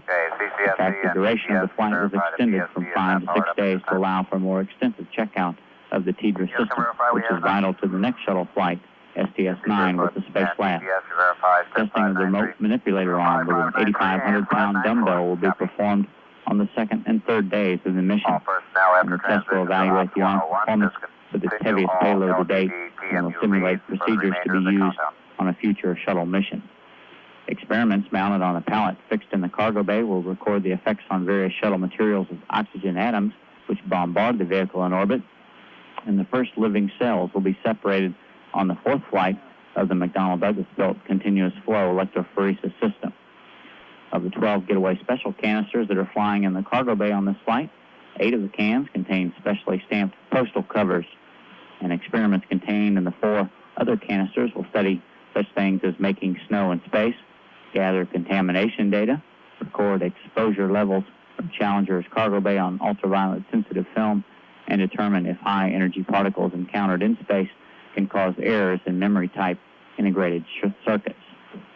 A shuttle student involvement project to evaluate whether or not biofeedback training learned on Earth can be successfully implemented in the zero gravity of space will also be conducted, and 6 rats will be carried in a special enclosure in a mid-deck locker as an evaluation of the cage, which will be used in a later student involvement project. LCC violation on water Continuing now in this hold, T-minus 20 minutes and holding, waiting on further word from our STA pilots, Bob Crippen, on weather conditions and our ability to continue with the launch of STS-8 this morning. We're at T-minus 20 minutes and holding. This is Shuttle Launch Control. 165 Alpha, 0166 Alpha, and V58T 0365 Alpha and 0366 Alpha. Okay, that was Victor 58T 0165 and 166 Alpha, and Victor 58T 365 and 366. That's correct, yeah. And your recommendation?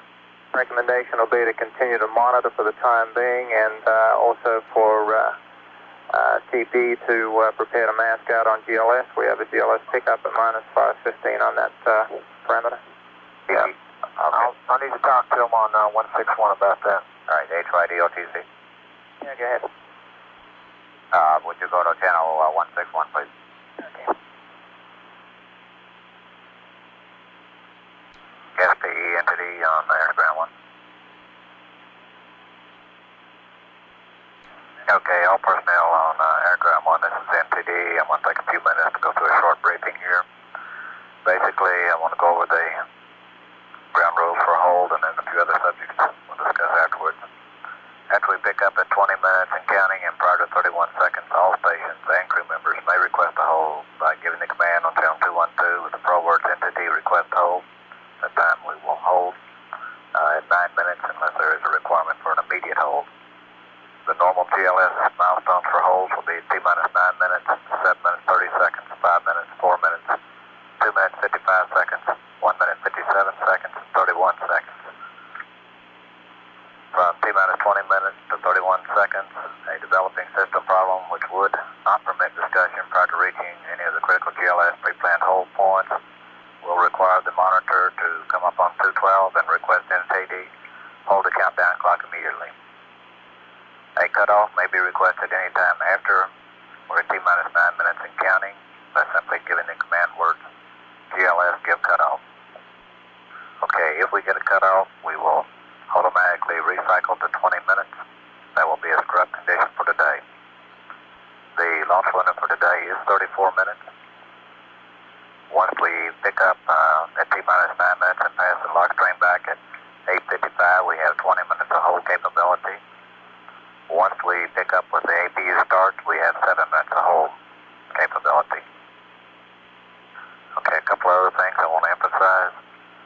LCC violations, when you're reporting them, come up, tell us what you've got, give us the item number, the page number if it applies, give us a recommendation. If you need a few minutes to get your thoughts together, tell us that you're working on a recommendation. Do not leave us sort of hanging in the air. Loss of OIS. Anyone out there that hears us trying to reach a systems man and he's not responding, check and see if he's hearing us. And if he is not, let us know that he has an OIS problem. The same way, if he is trying to reach us and we're not responding, we expect the guys next to him to come up to us and let us know that there is a problem.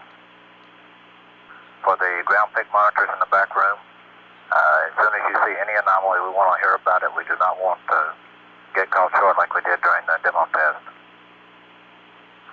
CDR and PLT, the APU will be by OTC command, not by the clock. PLT copies. CDR ready. Okay, if we lose 212, we will go to channel 213. If by some chance we lose channel 213, air to ground 2, we will go to ICOM 8 for our comm. Flight entity. Flight entity, air ground 1.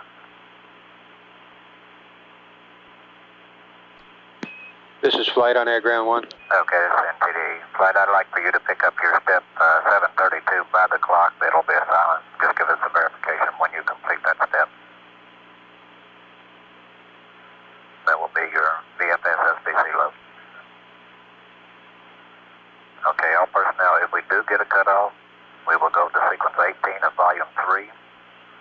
We will complete those items called out in step 1 prior to going to any systems manual safety. Are there any questions? Okay, CDR, PLT, MS1, 2, and 3.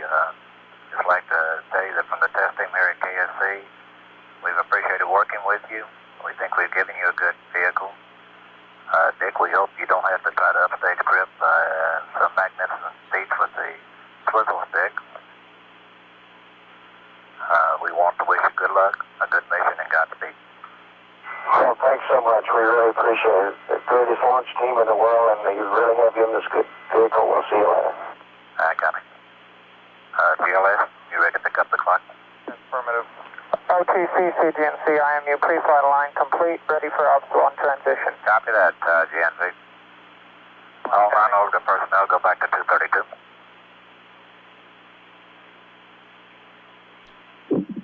We are at T-minus 19 minutes, 45 seconds and counting. We have resumed the countdown for the launch of STS-8. NASA Test Director Gil Whitaker in the past few minutes has been briefing the launch team on the hold, recycle, cut-off options as far as being able to stop the countdown during the final minutes of the launch.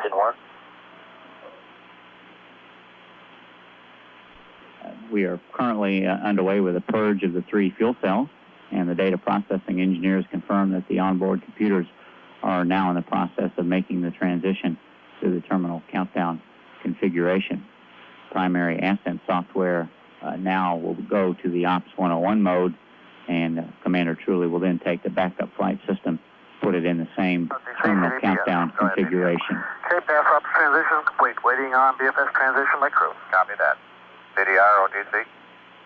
The orbiter test conductor now telling Commander Truly that he can't take the backup flight system to Ops 101. Manual transition of BFS. T-minus 18 minutes, 38 seconds and counting. In the process now of dumping the Ops 101 program that is stored in the memory of one of the 4 redundant general-purpose computers. This will take approximately 7 minutes to complete, after which engineers will examine the data for any missing pairs. Copy. AFCDPS. Go ahead, DPS. We can verify 635. Copy that. AFC, OTC.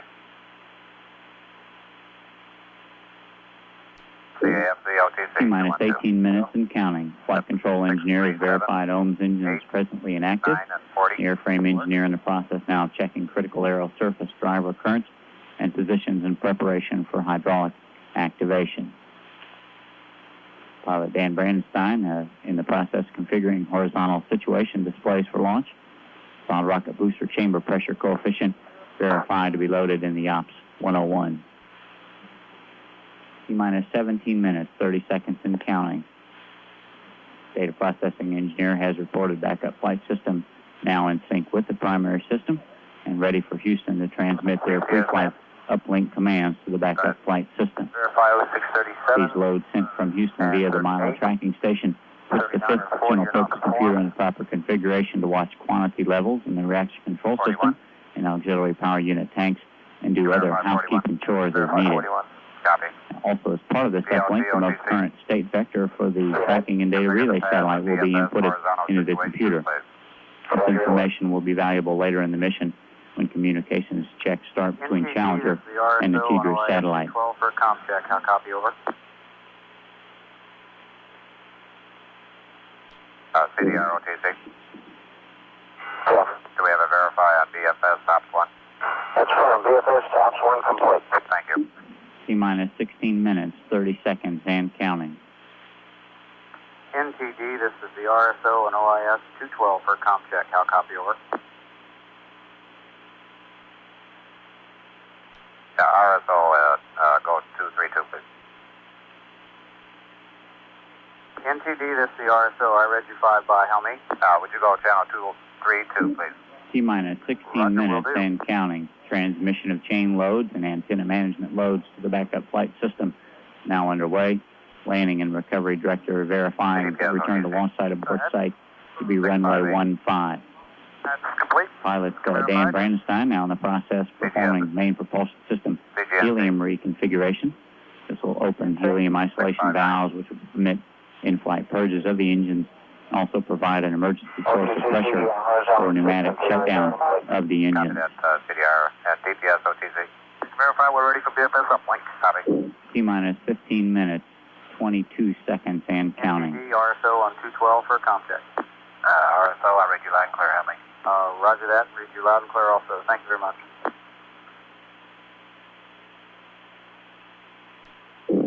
T-minus 15 minutes and counting. Cross-feed valves and orbital maneuvering and reaction control system propellant tanks now being configured to launch position. The orbiter test conductor has asked pilot Dan Brandenstein to report quantities of RCS propellants in the forward left and right tanks, and the booster test conductor has been asked to start the gaseous nitrogen purge of the aft skirts. This flow of inert gas ensures that no explosive or flammable gases can accumulate in the bottom of the SRBs prior to ignition. Copy that. NPS OTC. Landing and recovery director will be standing by to request the chase planes to start their engine. OTC. And safety has verified that all non-essential personnel have cleared the launch danger area and that the closeout crew is at the launch pad roadblock. NPS OTC.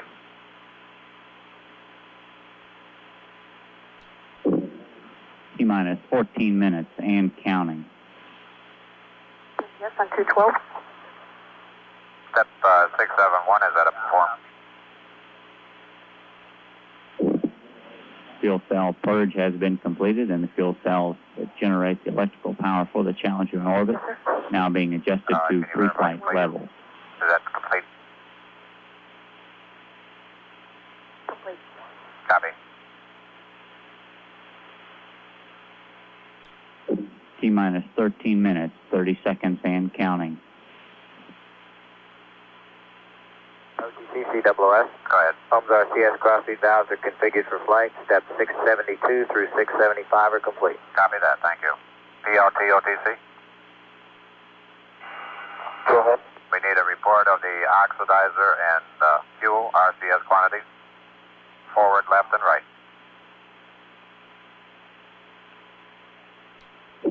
T-minus 13 minutes and counting. Reporting 690 complete. Launch Director Al O'Hara currently being updated by the Air Force weather forecaster on our current conditions. Left RCS, oxidizer Nona, fuel Nona 8. The Air Force forecaster has recommended to Launch Director Al O'Hara that they hold at the T-minus 9 minute point. And not to try to hit the original T0 of a 2:15 a.m. liftoff, but to hold at that point and wait and see if the local weather in this area clears to prevent a later launch. Okay, at the T-minus 9 hold, we will be requiring step 16708 to be performed. That's the DTS call. Adding to that report, they're waiting on the more information from the shuttle training aircraft piloted by Bob Crippen. OTC, CDPS. Go ahead, DPS. T-minus 12 minutes and counting. OTC, CHYD. Go ahead, HYD. Okay, on step 0664. A late word from Bob Crippen that the RTLS runway changed now so that the runway in the event of an RTLS would be runway 33 rather than 15. T-minus 11 minutes, 30 seconds, and counting. Step 16. T-minus 20-minute dump of the orbiter general purpose computer memory has been completed. Thank you. And the flow rate of conditioned air being blown through the orbiter's payload bay has been verified to be approximately 180 pounds per minute. CDFS, OTC. This is CDFS. Can you verify 697? That's verified at this time. Thank you. T-minus 11 minutes and counting. Watch. Again, we would expect that as we enter this hold at the T-minus 9 minute mark, that based on the recommendation of the Air Force officer, that we probably will not attempt to launch at a 2:15 a.m. time, which was our original T0, but we'll instead possibly hold for as much as we can with the limit of our 34-minute window this morning to see if the conditions clear in order for us to be able to have liftoff of STS-8 this morning. We're at T-minus 10 minutes and counting. Just 1 minute away now from entering our last planned built-in hold in the countdown for the launch of STS-8. Status of the vehicle, of course, is go at this time. Onboard computer programs have been examined and verified to be proper. All aero surfaces and actuators that will steer the vehicle through power fighter in proper configuration. The flight crew has completed all their cabin leak checks and communications checks with the launch team and with flight controllers at mission control. Unit 71. CGLS OTC. 25 seconds away now from entering our final built-in hold at the T-minus 9-minute mark. Okay.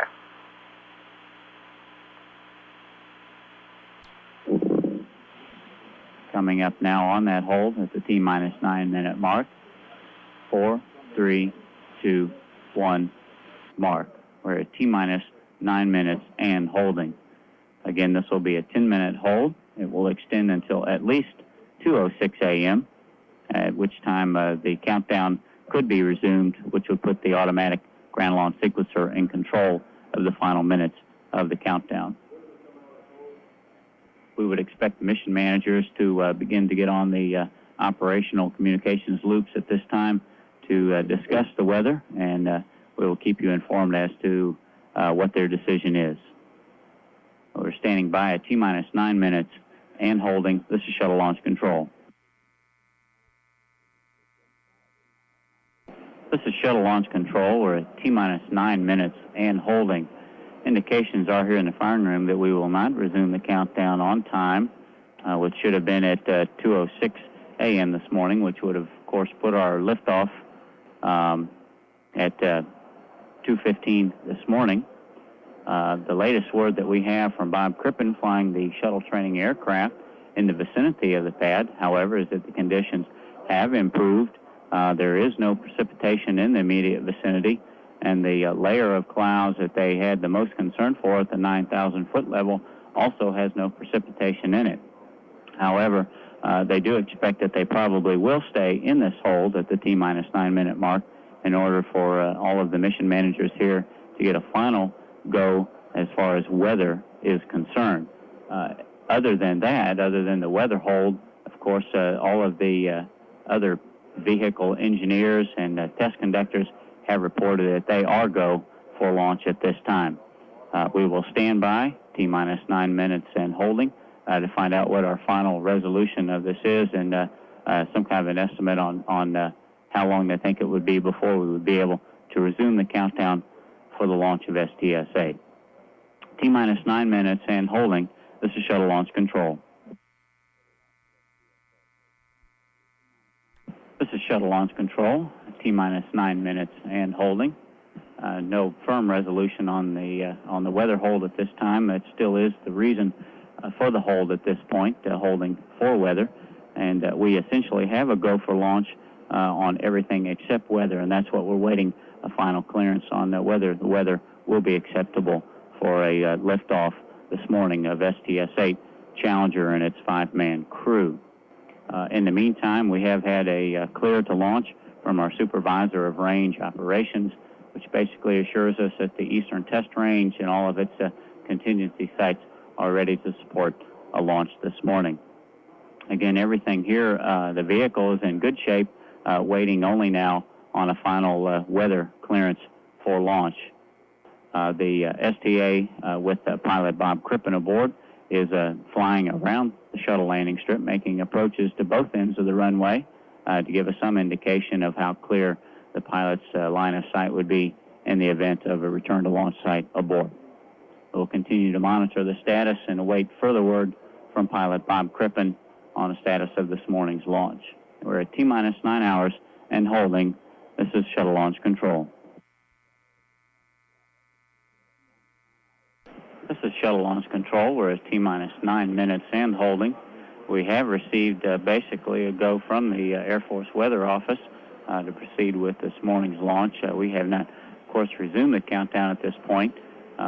Officials here in the firing room still discussing their options. However, chances are they would be able to resume the countdown. Just depends on where it could be picked up at the next even minute, taking into consideration that the engineer back at the GLS console needs between 30 seconds and a minute in order to put his program in a proper configuration. So we have received somewhat of a clearance as far as the Air Force Weather Office is concerned. However, managers here still discussing the options We have people involved from headquarters, the Johnson Space Center, Kennedy Space Center, all very heavily involved in discussions and being able to resume the count this morning for the liftoff of STS-8. Conditions have improved somewhat over the past few minutes. Weather reconnaissance flights conducted by pilot Bob Crippen show no precipitation, particularly important in that layer of clouds at about the 9,000-foot level. We'll continue to stand by and wait word from the mission management team as to our ability to resume the countdown for the launch of STS-8. T-minus 9 minutes and holding. This is Shuttle Launch Control. This is Shuttle Launch Control, T-minus 9 minutes and holding. And we have received a final clear launch from the Supervisor of Range Operations. However, still waiting on some indication as to when we would be able to resume the countdown of STS-8. Still waiting on mission managers here to complete their discussions with each other. However, we've had some preliminary indications that it could be 3 to 4 minutes, and we might be in a position to resume the countdown of STS-8. However, that's not a final decision, but just based on preliminary discussions between the mission managers here in the firing room. Those discussions continuing, people still watching the weather. Things have improved over the past few minutes, so we are optimistic that they will be able to resume the countdown, and we would still be able to have launch of STS-8 and Challenger and its 5-man crew this morning. Standing by for final decisions from our mission managers here in the firing room. We have about 18 minutes, 24 seconds remaining in the hold. We have just received a go to pick up the count from Launch Director Al O'Hara.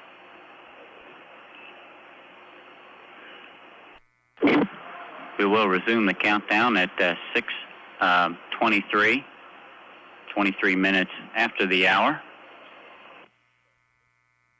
which would be 2:23 this morning, giving us a launch at 2:32 a.m. Eastern Daylight Time.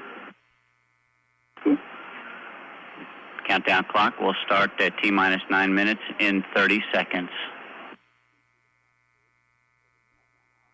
We do have a message from the White House that was sent by President Reagan to the flight crew for this morning's launch.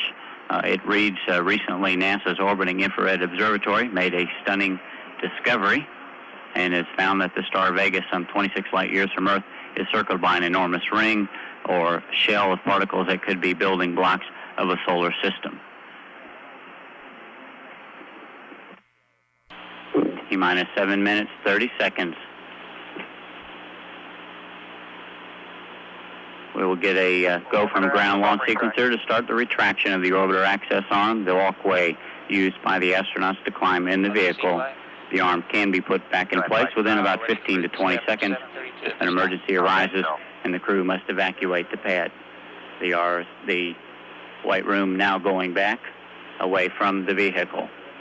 T-minus 7 minutes and counting.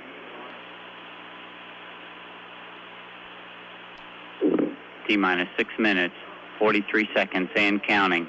TD flight. Go ahead, flight. 734 is confirmed. I copy. JRPS OTC. T-minus 6 minutes, 30 seconds and counting. 38. Ground launch sequencer now in total control of the countdown. It will remain in control down to T-minus 31 seconds when control is passed to the onboard flight control system. T-minus 6 minutes, 15 seconds and counting. HYD OTC. HYD? Yeah, perform your Ds. T-minus 6 minutes and counting. This works. I can verify that. Orbiter test conductor, given pilot Brandon Stein a go to perform the auxiliary power unit pre-start. Brandon Stein will configure switches in the cockpit to put the APUs in the ready-to-start configuration.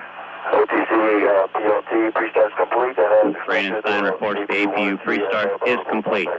They will be activated at the T-minus 5 minute mark. Flight OTC. T-minus 5 minutes, 30 seconds and counting. Mission Control has transmitted the signal to start the flight recorders. These two recorders will collect measurements of shuttle systems performance during flight and will be played back for evaluation after the mission.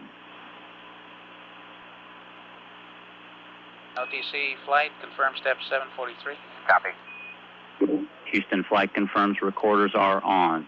T-minus 5 minutes, 4 seconds and counting. T-minus 5 minutes and counting. We have a go for APU start. Brandon Stein now flipping the 3 remaining switches in the cockpit to start the 3 auxiliary power units. APU activation is complete. Hydraulic pressure reported to be normal. This now limits our unplanned hold capability to 7 minutes if we should run into a problem between now and T-minus 31 seconds when primary control of the countdown is turned over to Challenger's onboard computers.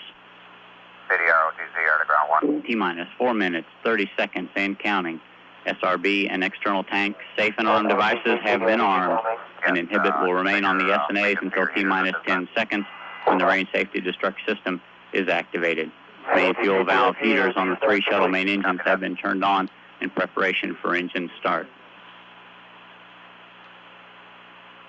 And the CDR, the heater reconfig is complete. Commander truly reports heater reconfiguration complete. T-minus 4 minutes and counting. Crew has been asked to close the visors on their launch and entry helmets. Final purge sequence of the main engines now underway. T-minus 3 minutes, 50 seconds and counting. Orbiter aero surface test is underway. Orbiter flight control surface is now being moved through a pre-programmed pattern to verify they are ready for launch. T-minus 3 minutes, 35 seconds and counting. NTD, we were showing... T-minus 3 minutes, 30 seconds. Orbiter ground support equipment power bus has been turned off. The vehicle is now on internal power, running off its onboard fuel cells, fed by ground reactants through the T0 umbilicals. Okay, let's proceed. T-minus 3 minutes, 10 seconds. Engine gimbal checks are complete. Shuttle main engines have been placed in the start position. We mask it in case it drops back out. No, we're going to stay where we are. Okay. T-minus 3 minutes and counting. T-minus 2 minutes, 55 seconds. External tank liquid oxygen pressurization has started. Purging of the shuttle main engines is terminated. T-minus 2 minutes, 43 seconds and counting. Retraction has started on the gaseous oxygen vent hood. Ground launch sequencer will make a final check to make sure the vent arm is fully retracted at T-minus 37 seconds. T-minus 2 minutes, 30 seconds and counting. Orbiter test conductor has requested pilot Brandon Stein to clear caution and warning memory system. T-minus 2 minutes, 20 seconds. Fuel cell ground supplies have been terminated. Challenger now running off its onboard fuel cell reactants. T-minus 2 minutes, 10 seconds and counting.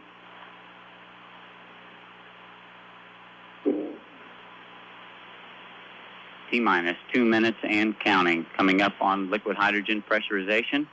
T-minus 1 minute 57 seconds. Liquid hydrogen replenish has been terminated. LH2 pressurization of flight level underway. Vehicle now completely isolated from ground loading equipment. T-minus 1 minute 43 seconds and counting. Less than 2 minutes away now from a spectacular pre-dawn liftoff of STS-8 and its 5-man crew. At T-minus 1 minute, ground launch sequencer will verify the shuttle main engines are ready to start. T-minus 1 minute, 20 seconds and counting. T-minus 1 minute, 15 seconds. Liquid hydrogen tank now at flight pressure.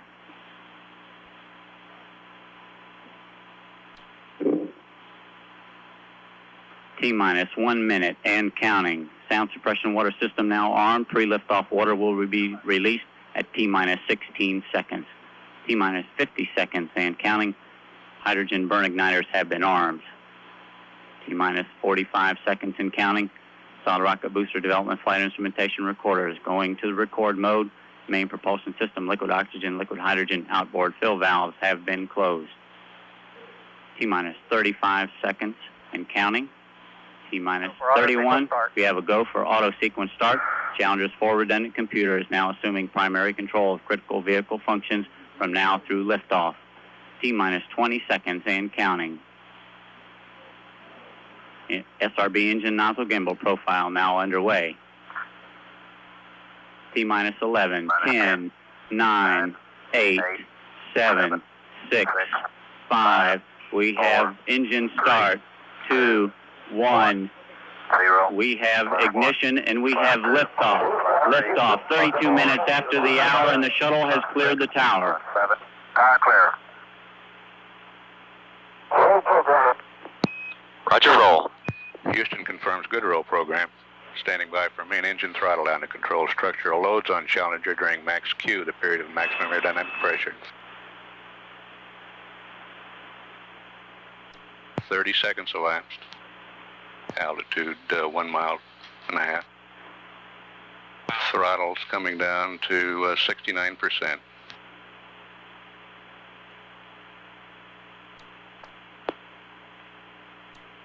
$50 seconds.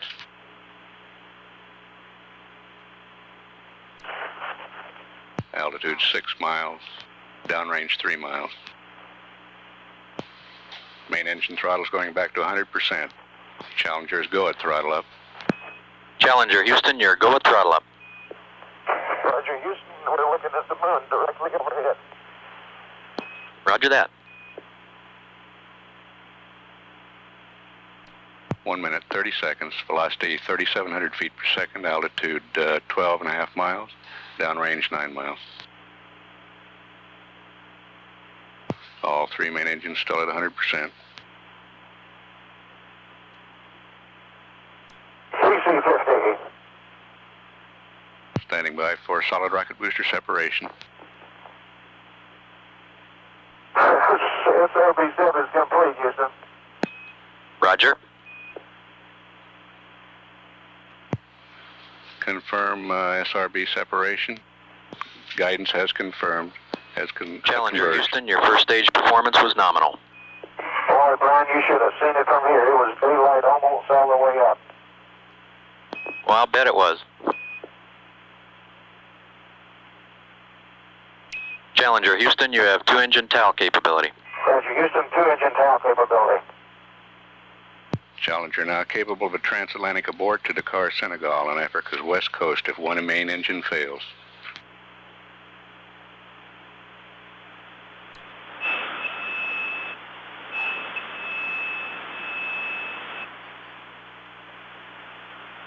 Three minutes elapsed. Velocity 6,500 feet per second. Altitude is 40 miles. Downrange 68 miles.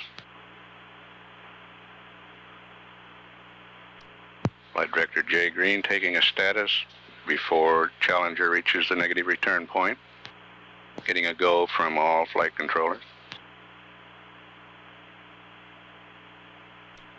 3 minutes, 45 seconds.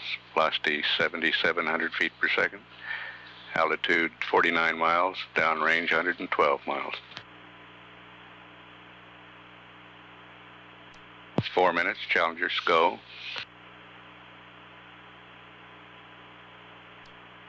Challenger, Houston, negative return. Roger, negative return.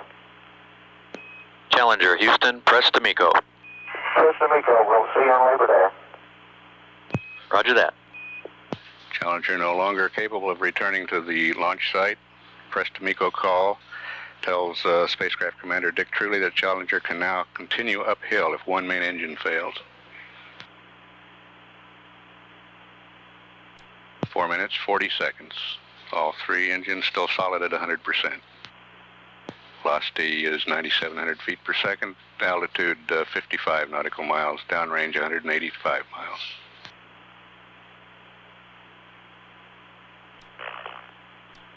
Five minutes, 15 seconds. Challenger still go. Velocity 11,000 feet per second. Altitude's 57 nautical miles. Challenger is 236 miles downrange.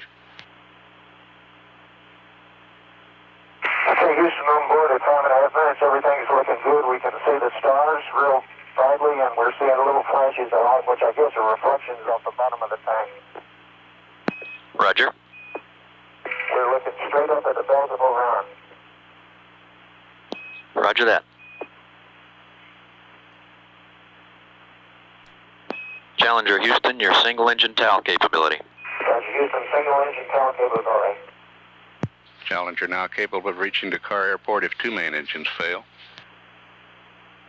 6 minutes, 10 seconds elapsed. Velocity 13,750 feet per second. Altitude 58 miles. Downrange 336 miles.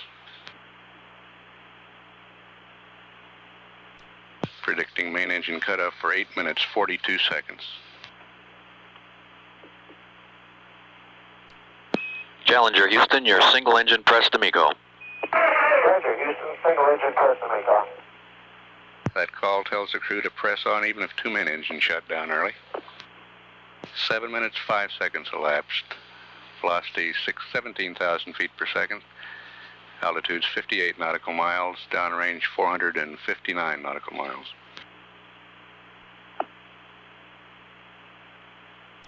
All 3 engines still at 100%.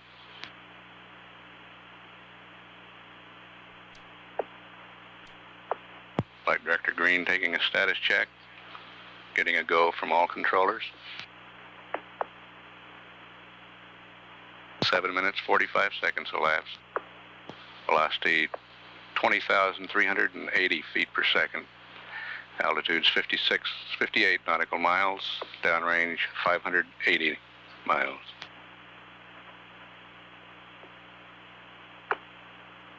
All 3 main engines now into 3G throttling, maintaining 3Gs on the vehicle. Okay, we're throttling Houston and still looking good. We're still seeing the reflections off the tank. Roger. 23,000 feet per second velocity.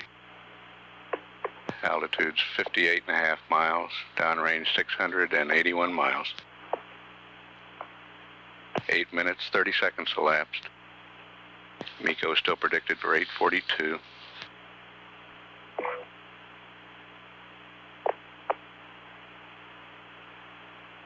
MECO, Houston.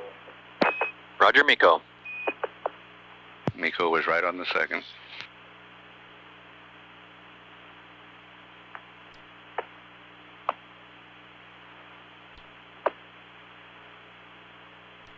Flight Dynamics Officer Willis Bolt says main engine cutoff was nominal. Roger, tank. We're in uniform.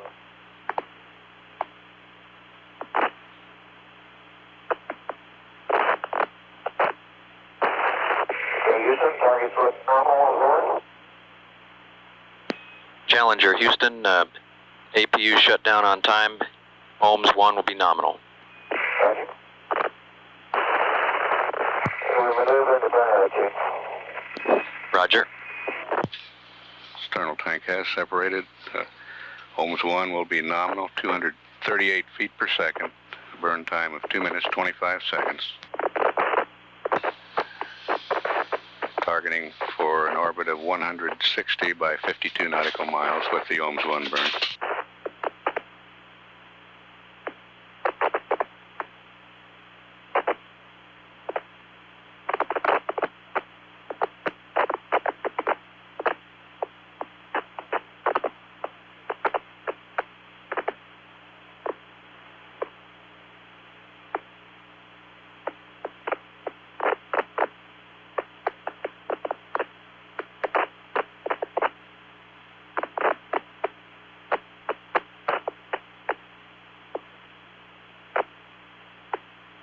Challenger's in the burn attitude now.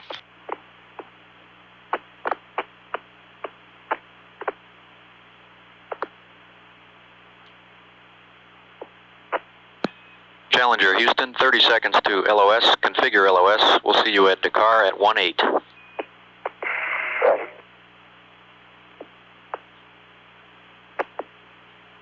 Okay, Houston, looks like the Ohms 1 burn is off to a nominal start. Roger. We confirm ignition on both engines and the burn looks good.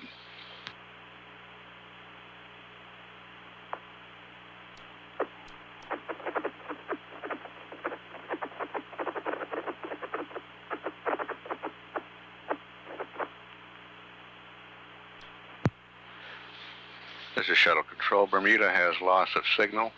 The Ohms 1 burn in progress at LOS. About a minute to go in the burn at that time. Was proceeding normally. Acquisition at Dakar in 5 minutes. At a mission elapsed time of 12 minutes, 40 seconds. This is Shuttle Control, Houston.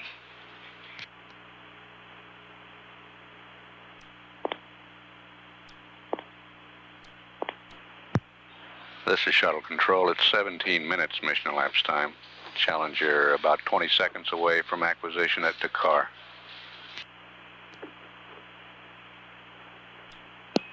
Challenger, Houston, with you at Dakar for 6.5 minutes. Roger, Houston, Holmes 1 burn went nominal. We're looking at the first sunrise. It's absolutely beautiful. I'm set up for the gimbal check. Roger, your go for the gimbal check.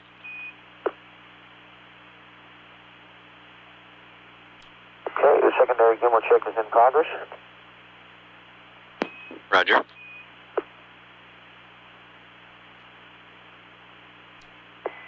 Okay, Houston, the primary gimbal check is in progress. Secondaries look good, and if you like our targets, I'm ready to maneuver anytime.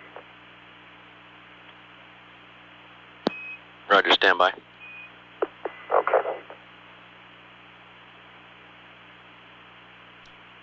Challenger, Houston, targets look good. You go for the maneuver. Okay.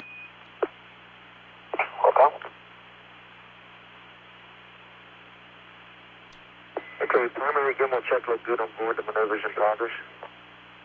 Roger.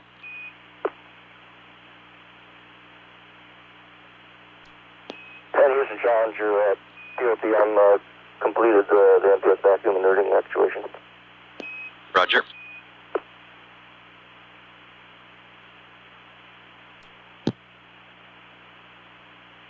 Hey, now Houston CDR, we're on page 3-7. We've completed everything up to the Holmes burn prep, and that's what we're getting ready to do that now. Roger. Okay, Houston CDR, we're completed that. We're on page 3-8. I'm safe in the seat. We're beginning to get out of the seats. Ben and I will remain on comm and not take off the helmets until after LOS. Roger.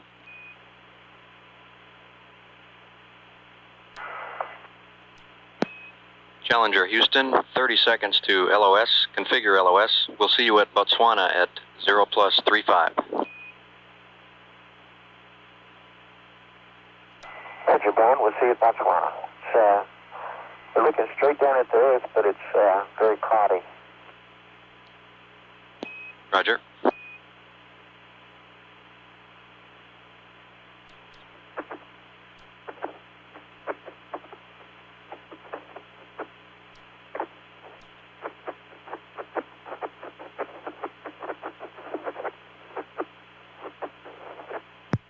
This is Shuttle Control at 25 minutes mission elapsed time. Dakar has loss of signal. Next station is Botswana in 9.5 minutes. At LOS, the crew was starting to get out of the seats,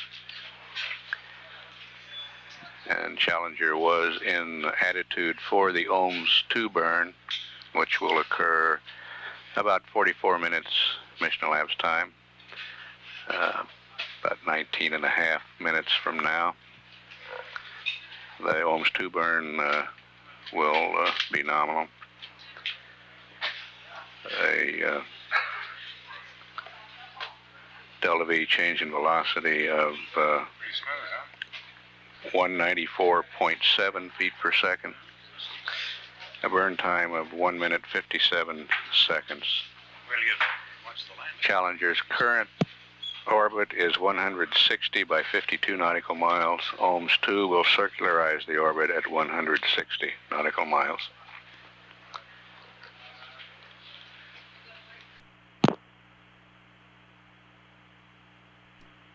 Challenger, Houston, with you, Botswana for 2 minutes. Roger, Houston, we read you loud. Richard Hard has taken the pictures. Roger.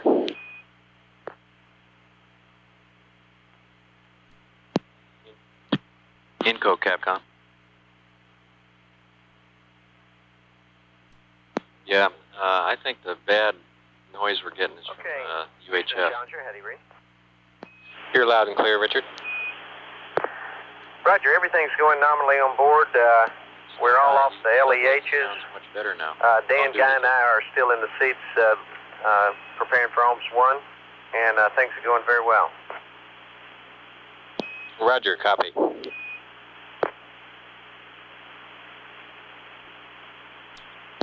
Challenger Houston, we're 30 seconds to LOS. Configure LOS. See you at Yargadee at 5-2.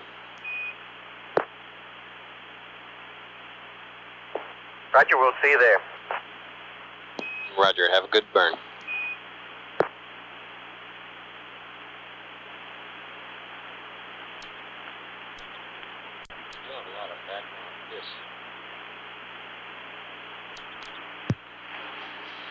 This is Shuttle Control. Botswana has loss of signal with Challenger. Next acquisition through Yargadee in 14 minutes. The OMS 2 burn about 7.5 minutes away. We'll get a burn report at Yargadee. At 37 minutes mission elapsed time, this is Shuttle Control, Houston.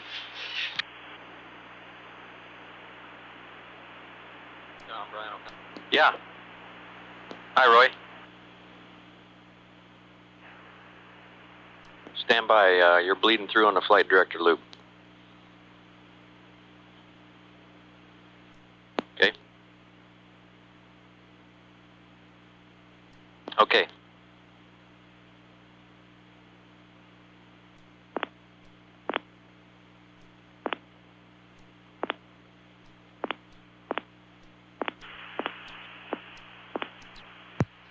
This is Shuttle Control at 51 minutes mission elapsed time. Challenger approaching acquisition through Yargadee.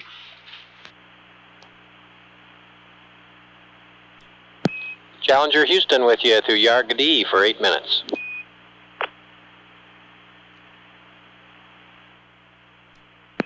Challenger Houston with you through Yargadee for 7.5. Roger, Houston, loud and clear. Sorry I was pushing the ICOM switch. The OMS 2 burn went nominally. Residuals were almost zero.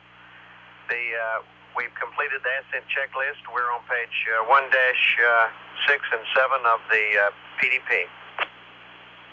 Roger, copy. Thank you.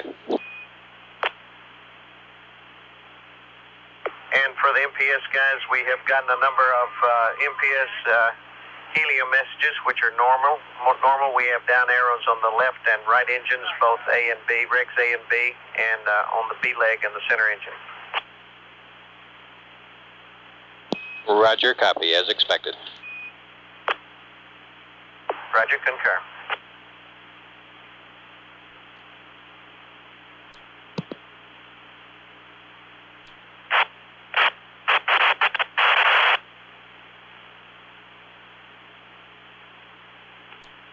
And Houston CDR, you still there?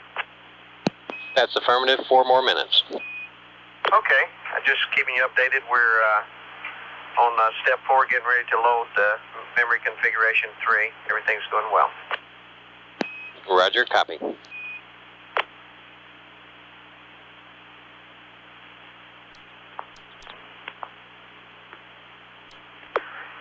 Houston CDR, we're in GNC Ops 2 on the top of page 1-7, step 8, going SM.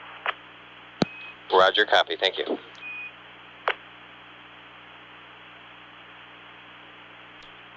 Challenger Houston, we're 30 seconds to LOS. We'll see you at Hawaii at 1+18.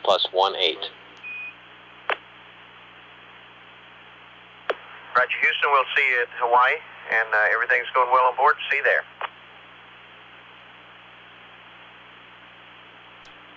This is Shuttle Control. Yargadee has loss of signal.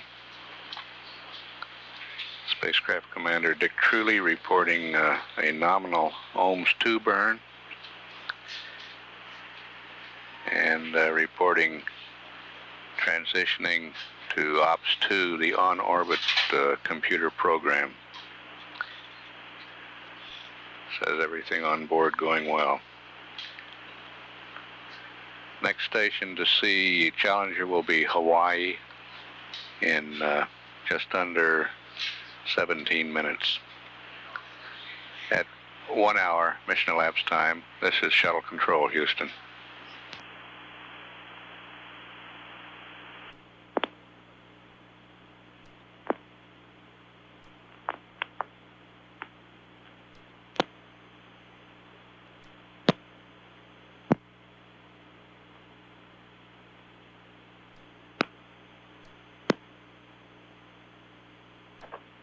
This is Shuttle Control at 1 hour 17 minutes mission elapsed time. Challenger is coming up on acquisition through Hawaii.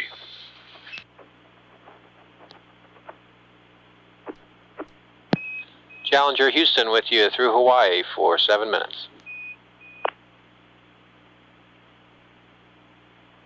Roger, Houston, loud and clear.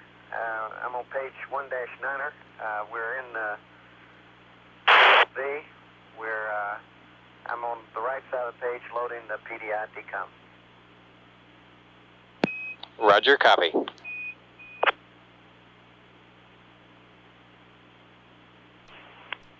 This is Shuttle Control. Challenger is in the proper attitude for payload bay door opening. That activity should begin during this Hawaii pass. Challenger's orbit at 160 nautical miles circular. The orbital period 1 hour 30 minutes 36 seconds.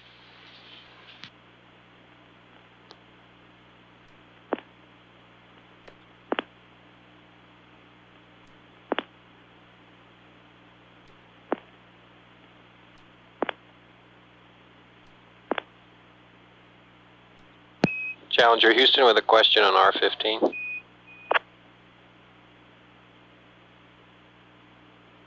Roger, Houston, go ahead.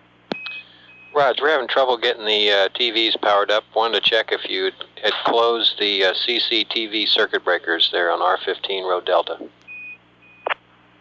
Stand by.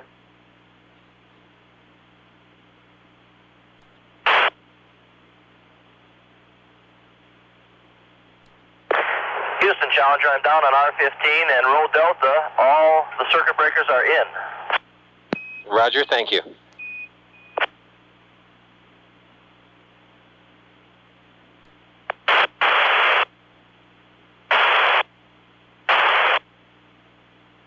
And Houston, Challenger, we're ready to do the doors if it's on your go. Roger, your go to open the doors. Roger.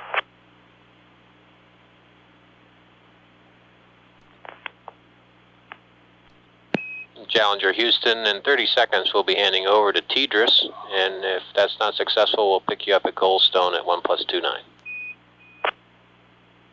Roger, Houston, and we're getting ready to do doors. Roger.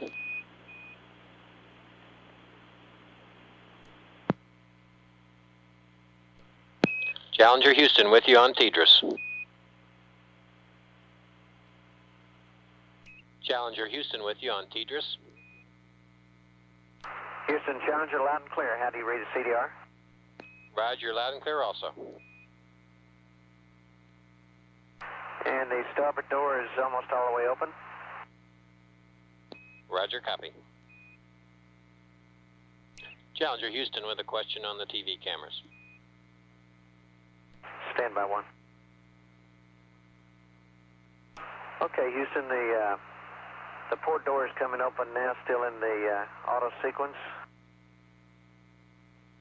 Roger, copy. And go ahead with your question on the TV. Roger, we don't show the TVs getting powered up properly. We were wondering if you could select one of the payload bay cameras, see if you can get it on your monitor. Wilco, any desire on which one? The A camera would be good. Houston, Challenger. Challenger Houston. Okay, a word on the doors. The centerline latches went on or faster than normal. The starboard forward and aft bulkhead latches were on time. The starboard door looked to open on time, but before we got an open indication on the CRT, it took a minute plus 55. It looked all the way open. It was just sitting out there, but it took like 2 motor time to get the indication. Then the port latches worked nominal, and the port door worked nominal, with a total elapsed time of 4 minutes and 15 seconds for the whole procedure. Roger, we copy that, Dan. And Houston CDR, I've got camera A operating on the, and it looks like it's operating normally on monitor 1. Would you like me to put it on the downlink?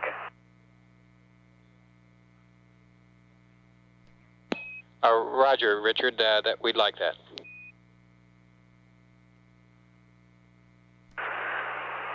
Okay, Houston, my configuration on board, I'm going to leave you with the TV system. I'm showing all cameras on.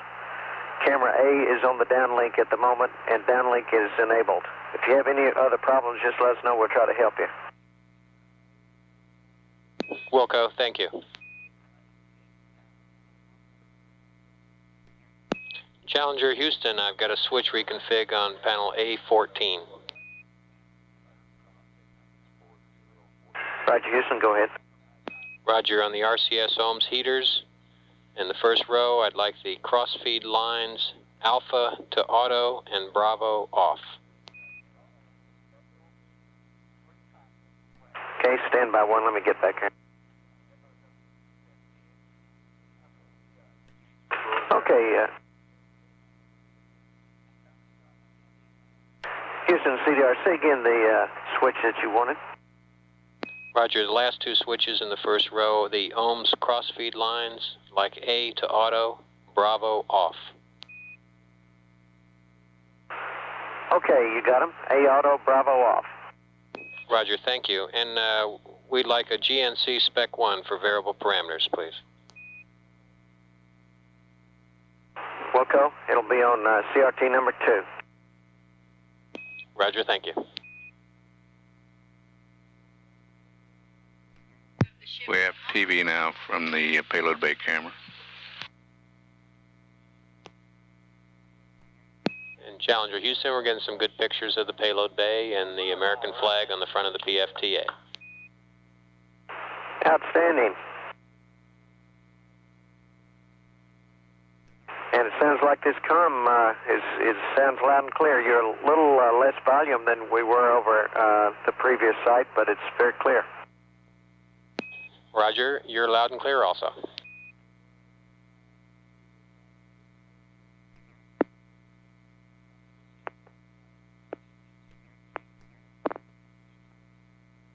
Houston, Challenger. Challenger Houston, go ahead. It's just doing a voice check for MS2. Read you loud and clear. You're loud and clear also, Guy. And Challenger Houston, you've got a go to turn the high load evap off and a go for Verns. Roger, Houston, I just turned the high load evap off based on the red out temps. I appreciate it, and we're going to Vernier jets. Roger.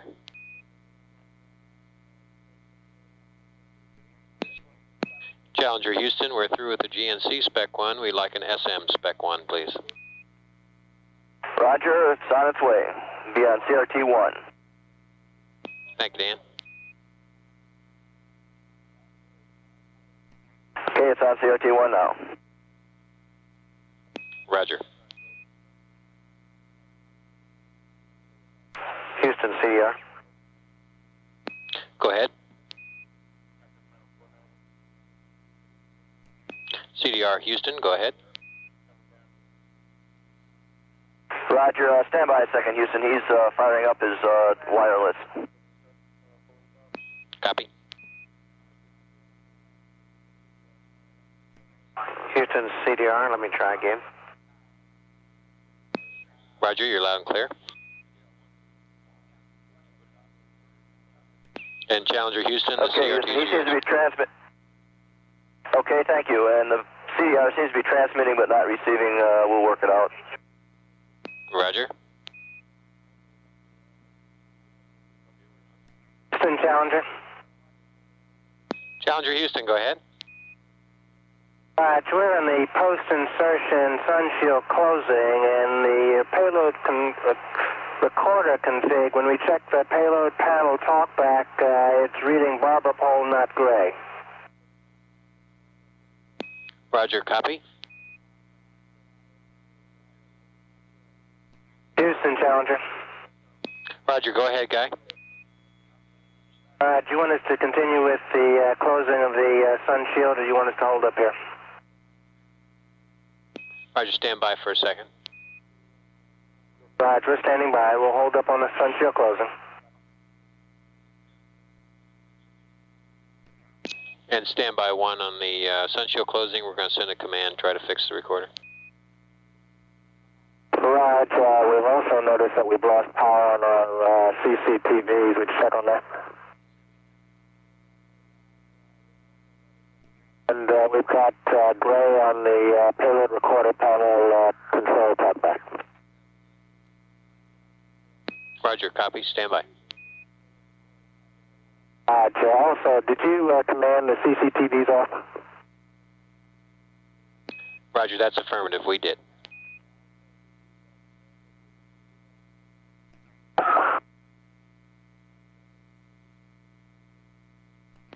And Challenger Houston, I'd like you to go ahead and turn the TVs back on and go ahead with the sun shield closing. Roger, we're going to go panel on the TVs and we're going to turn them back on. Roger, that's correct. Houston, we're getting ready to close the sun shields. Roger, copy. This is Shuttle Control. The payloads officer reports the sun shield is closed. Houston, CDR. CDR, Houston, go. Roger, I'm assuming I was off comm just a few minutes trying to solve a WCCU thing. I'm assuming you're through with Spec 1 on CRT-1? That's affirmative. We're through with the CRTs. Okay, I'm getting ready to do the bubble 11 on page 1-11, the star trackers. Houston, Okay. Challenger. Roger, go ahead, Guy. Roger, we're in the health check here, and we're getting ready to go external power. I'd like to know if you want us to go now while we have AOS.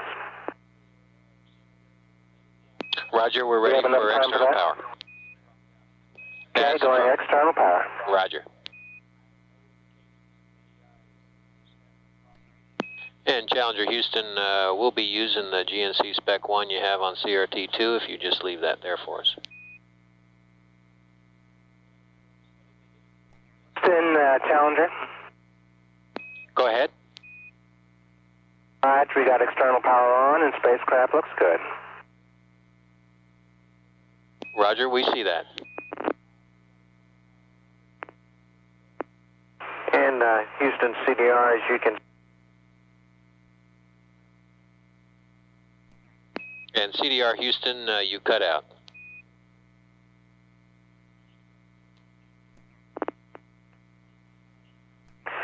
Houston, CDR, how do you rate? You're loud and clear now, Richard.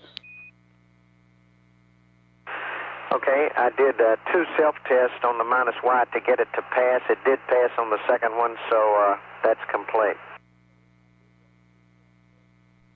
Okay, copy. Houston, Challenger. Go ahead, Guy. Right, we've checked the decom. We've got decom enabled, and on the closing of the sun shield, we got 2 versus 3 closes on the close indications on micro switches. Roger, we show the same thing down here. And Challenger Houston, we're through with GNC Spec 1 on CRT-2. Roger. And Houston, PLT with a wireless contract. You're loud and clear, Dan.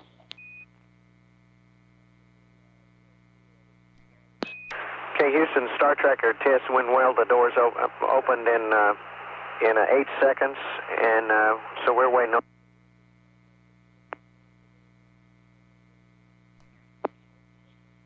And Challenger Houston, be advised we've lost the downlink through TDRS. If you can hear me, we still got the uplink.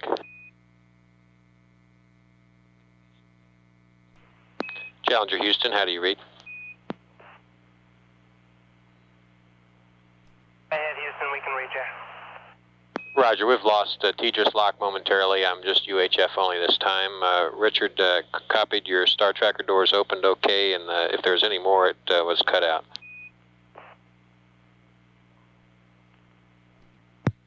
This is Shuttle Control. Communications with Challenger through UHF at Ascension at the present time.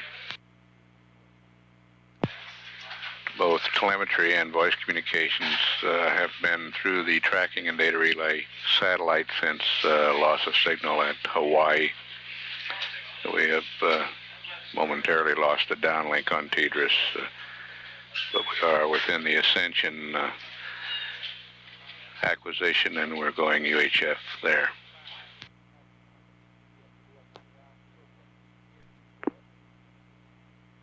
Houston, Challenger. Roger, go ahead. Roger, we're complete with the health check, and we're ready to go back to internal power. Are you ready for us? Standby 1. You? Okay. Challenger Houston, we're about to go UHF LOS. See you at Botswana in 3 minutes. Roger, go internal power. Your go for internal power, guy. Yes, we're going internal. Thank you. This is Shuttle Control at 2 hours, 5 minutes mission elapsed time. We'll have UHF communications again in 2 minutes at Botswana.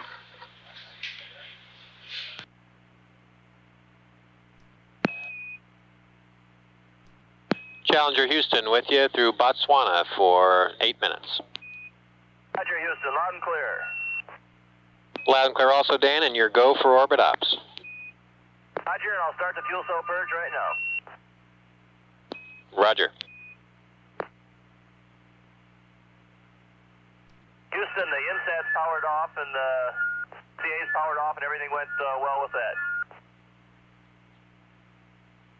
Roger, copy, and we're getting a little bit of a squeal from you, Dan. Roger. Okay, Houston, we just had a speaker on. We got that cleared up now. Roger, sounds better.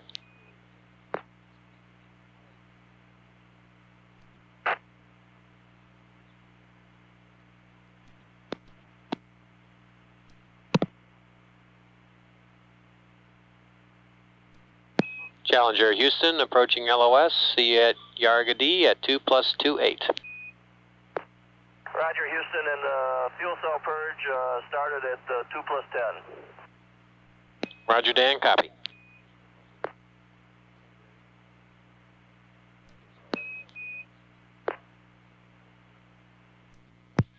This is Shuttle Control. Challenger is out of range of Botswana.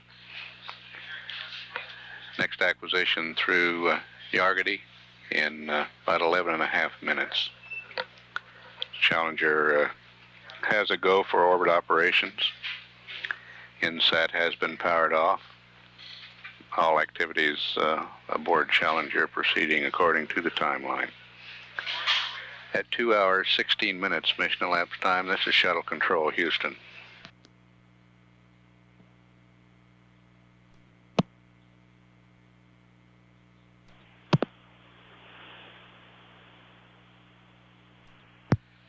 This is Shuttle Control at 2 hours, 27 minutes mission elapsed time. We're standing by for acquisition through Yargadee.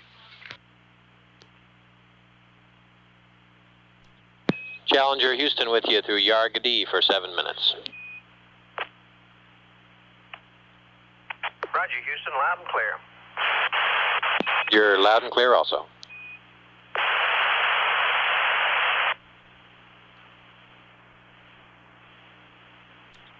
And daily was downstairs and he asked me to tell you that the RMS activation went okay. I'm presently in the red deploy procedure. Just opened the latches and they opened in 22 seconds. Copy.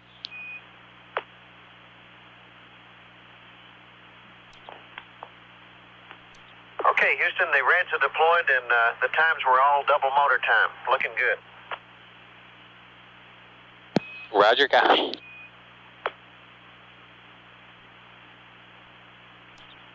Challenger Houston, we're 45 seconds to LOS. We'll see you at Guam at 2 plus 4-2. Roger, see you there.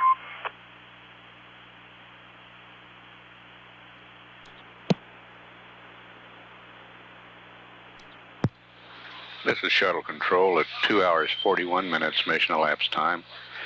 Guam will acquire Challenger in about 40 seconds.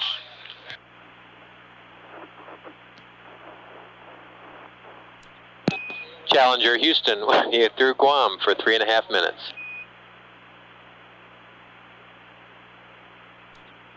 Challenger Houston with you through Guam for 3 minutes. Roger, Houston, read you loud and clear. Roger, you're loud and clear also. And Houston, got a question for you. Where we are? Okay, I was getting ready to do the APU hydraulic thermal conditioning enable and checked all the switches for the circ pumps in the right power source and went to circ pump number 2 and didn't get any pressure increase or it came up about 4 psi. Then got a down arrow with a hydraulic message. And we tried the alternate source, which is, I believe, Charlie. That's true, main Charlie. And still no joy on it, so we decided to leave it right there and let you take a look at it. Roger, thank you, Dan. We'll take a look at it. And the procedure's on 1-2 in the orbit ops checklist. Okay.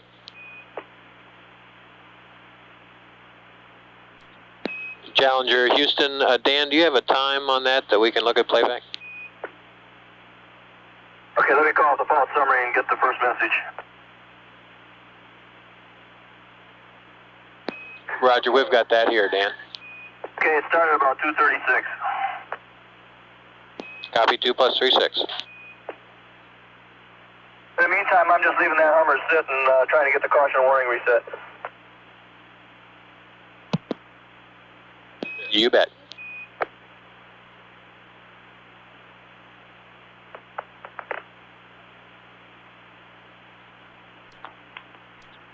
Challenger Houston, we're about 20 seconds to LOS. See you at Hawaii at 2 plus 5-3. Roger, we'll see you there.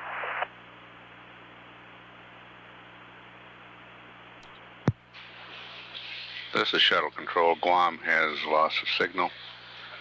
Hawaii's next in 7.5 minutes.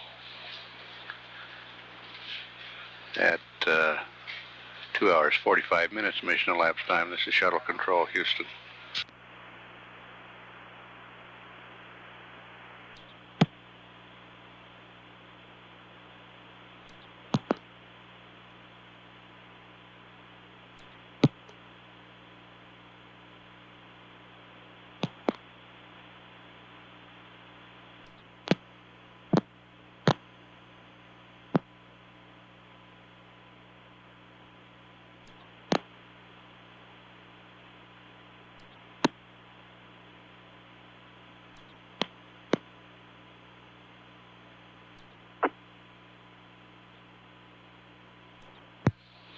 This is Shuttle Control at 2 hours 52 minutes mission elapsed time, standing by for acquisition through Hawaii.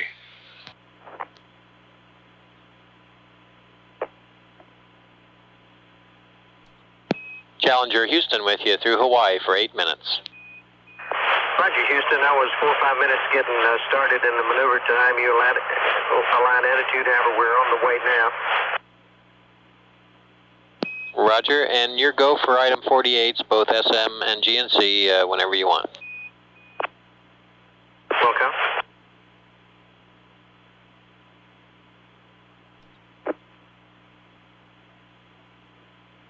Houston, Challenger. Challenger Houston, go ahead. We're getting ready to do the Cephas startup. We're on time with reference to payload. Roger, understand on time for Cephas power up. Challenger Houston, Dan, in troubleshooting the APU problem, we'd like for you to check on R2 and make sure the hydraulic circ pump switches are all off.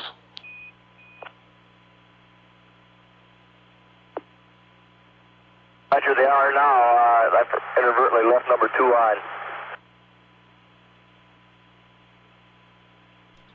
Okay.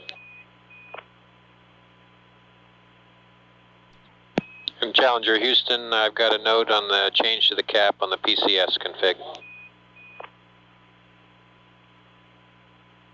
Roger, Houston, go ahead. Roger, per your note that you'd written in there, we'd like for you to do the PCS config OrbitOps 5-6, except the 14.7 cabin reg inlet valves, leave them closed. And then do the manual cabin atmosphere management setup, OrbitOps, page 5-10. Roger, understand. Thanks a lot, and it's already written in there. Appreciate it.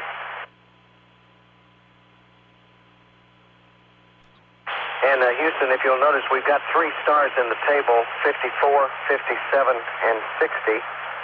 I'm in attitude. Want me to clear the table and get these 2 stars, 27 and 54?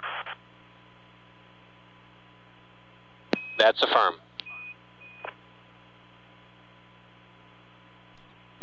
And we're about 15 seconds to LOS. We'll see you over the States in 2 minutes. Welcome.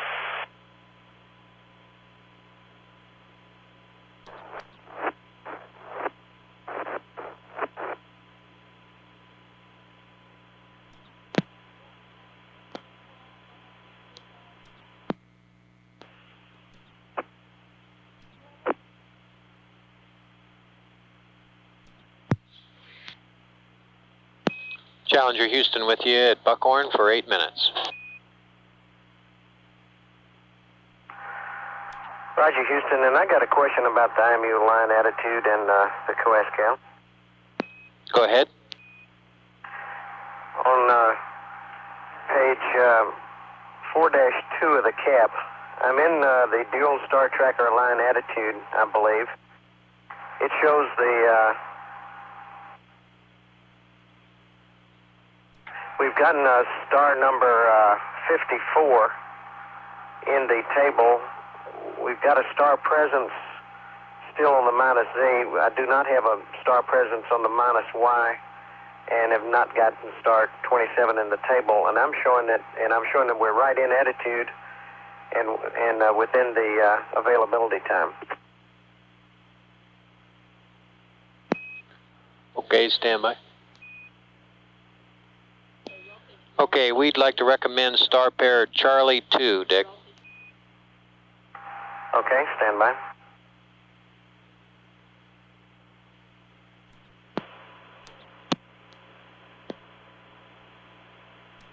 Okay, Houston, we'll type in the maneuver to the dual star tracker attitude for Charlie attitude set 2.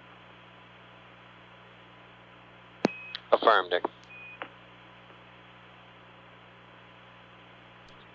And Challenger Houston, if you don't have an opportunity this pass for the COAS-CAL, we've got an opportunity on the next night pass for it. Okie doke. If we don't get it here, you want us just to remain in the IMU aligned attitude and wait till the next night pass?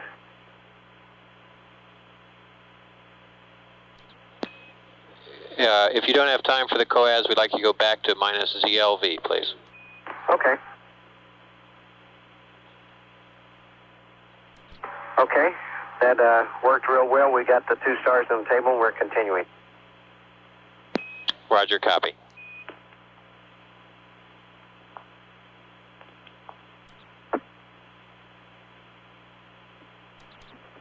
Challenger Houston, we're 15 seconds to LOS, so we'll be in about a minute keyhole before we get you at Milan. Roger.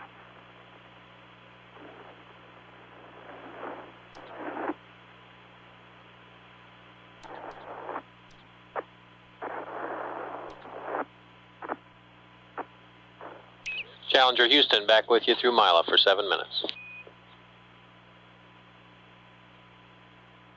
Hello, Houston, Challenger, MS1 here. Loud and clear, Dale. I know you hadn't heard from me, but I've been pretty busy. Just got my WCCU on and everything's going fine. Guy is busy calling up some numbers on the CPUS that we'll be passing down to you in a second. Dr. Bill is busy doing his stuff, and Dan and Dick are upstairs where it's real dark, and I can't tell you what they're doing. 10-4.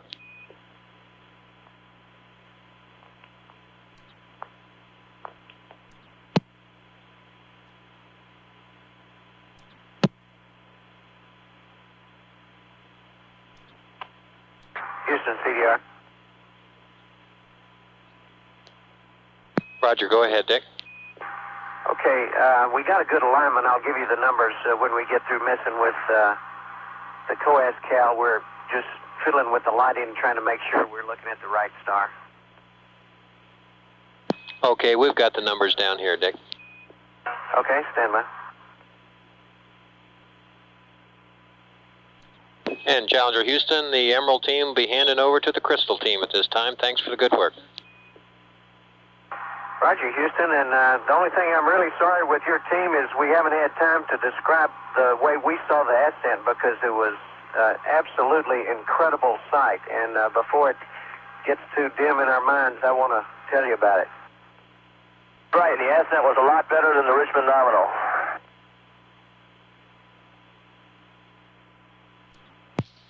Mission Control, Houston. Handover from Merritt Island Launch Area Ground Station to Teeters, tracking satellite at Mila, loss of signal. Flight Director Jay Green will have his change of shift press conference in the JSC briefing room at 5:30 Central Daylight Time, 5:30 a.m. Mission Control, Houston. Stand by.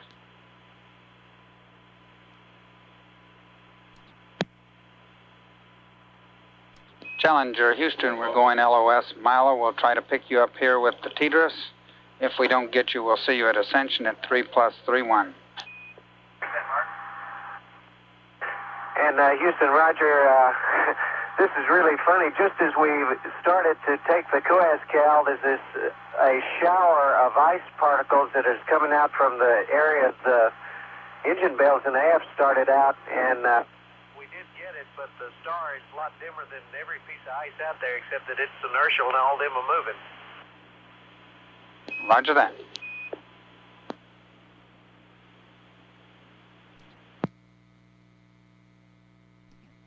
Challenger Houston with you with Teeters. How do you read? Loud and clear, Houston. Roger, and we're reading you loud and clear.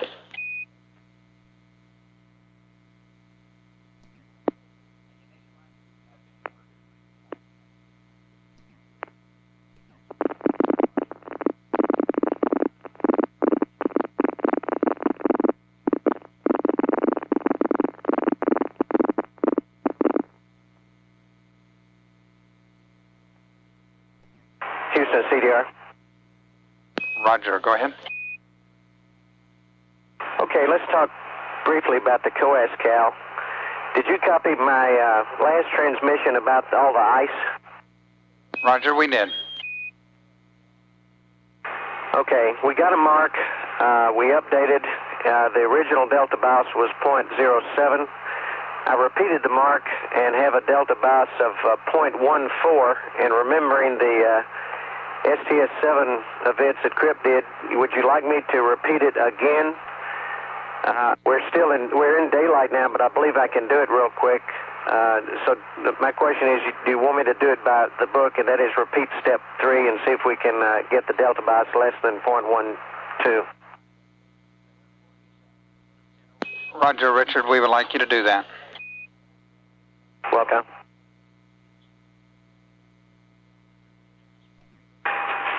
Houston, CDR, there's now the sun is just too far up and it's too bright for me to get another mark.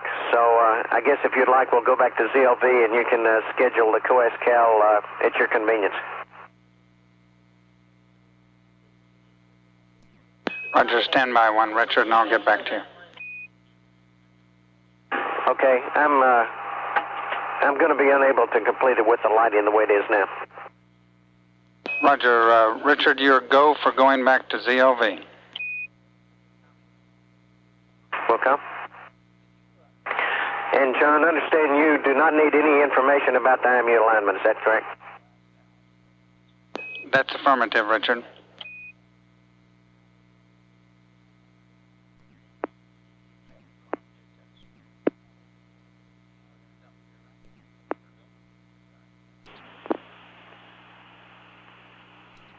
Challenger. Roger, go ahead. We just completed the system status check on the CPIS, and we have no out of range parameters, and we're presently in the zero voltage check. And we do have 4 parameters we'd like to read down to you, please. Okay, we're ready to copy, Guy. Go ahead. Okay, delta P1 is 0.2. Delta P2 is 1.7.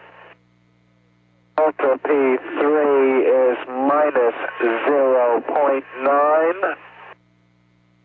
And delta P4 is minus 0.3. Roger, Guy, if you could repeat delta P4, please.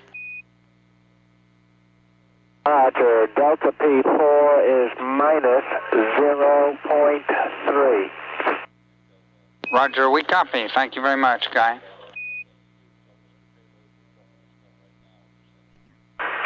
Houston, CDR.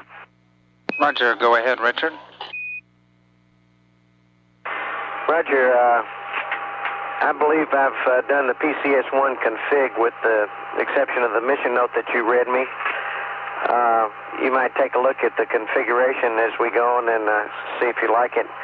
We've got a lot of guys around here bumping around doing a lot of things, and but I think I got it set up okay, and if you would check it, I'd appreciate it, and we're about to do the F controller checkout. Roger, Richard, we'll watch it for you and ready for the F controller checkout. Okay. Houston, Challenger. Roger, go ahead. Yeah, I just called out Spec 68 to figure out my delta volts, and notice fuel cell 2, the H2 flow is off scale low. Showing decimal 1.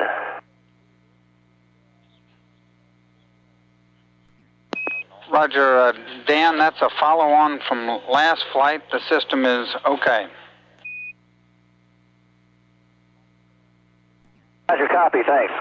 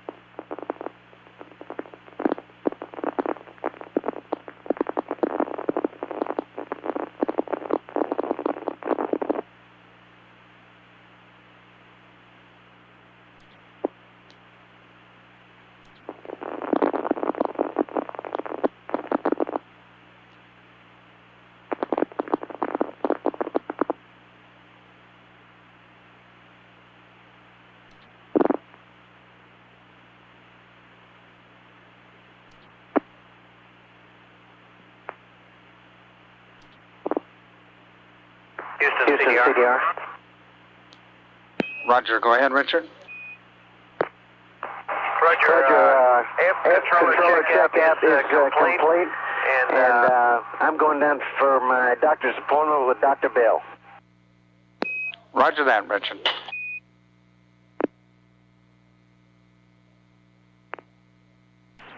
And Challenger Houston, just for your information, you will not have to repeat the COAS cal. GNC has looked at the data, and you look good.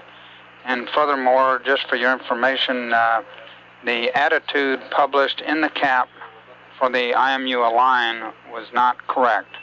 But your IMUs look good, and your start in your COAS cal is good.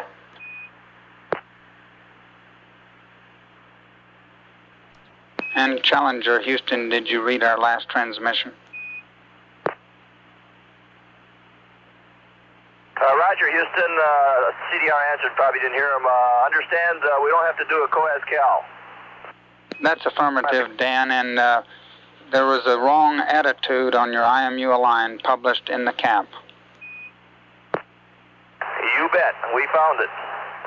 Roger. Good catch on you guys' part, and we're going LOS Botswana here in 20 seconds. We'll see you at Guam at 4+15, Dan. See you there.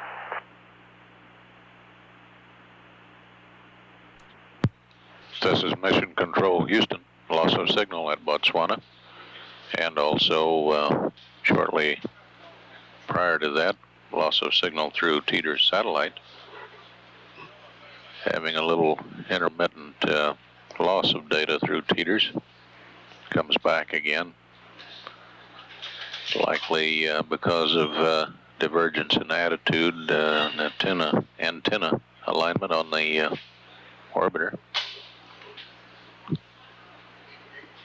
Next station, 23 minutes from now, is Guam. At 3 hours 51 minutes, mission elapsed time. Mission Control Houston.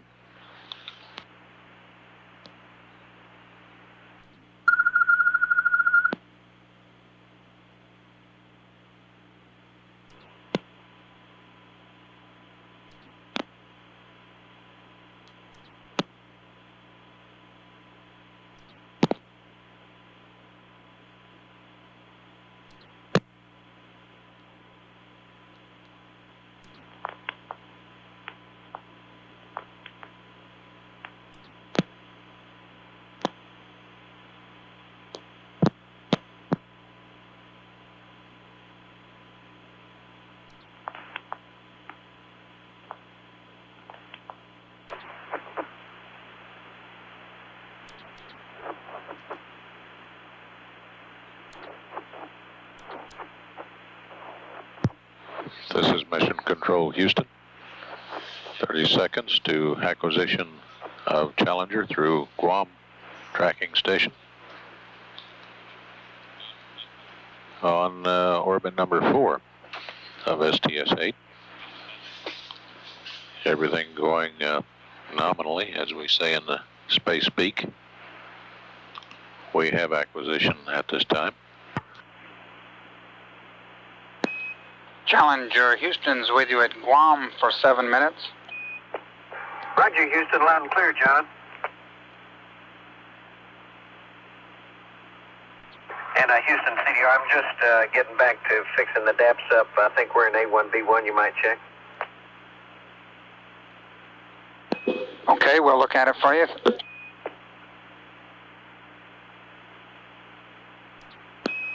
Challenger Houston, we're happy with your DAP. It looks good. Okie doke.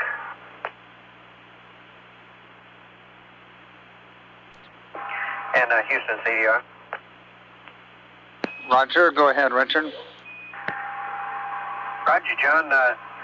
That COAS cal was so darn rushed that sometime later on in the mission, if things get quiet, and we got a chance to do another one, if it didn't use too much gas after an IMU line or something, I'd kind of like to do it because we were coming up on sunset there, and I just didn't really get to evaluate it very much, although it went okay. And then just as I was getting ready to do the marks, this huge, beautiful shower of ice came up, but I could barely see the star. Roger, we understand, Richard, and we'll put it in the timeline for you.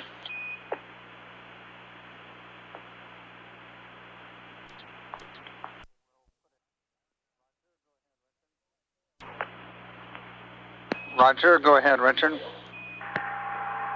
Roger, John. That COAS Cal was so darn rushed that sometime later on in the mission, if things get quiet and we got a chance to do another one, if it didn't use too much gas after an IMU line or something, I'd kind of like to do it because we were coming up on sunset there, and I just didn't really get to evaluate it very much, although it went okay. And then just as I was getting ready to do the marks, this huge, beautiful shower of ice came up, but I could barely see the star.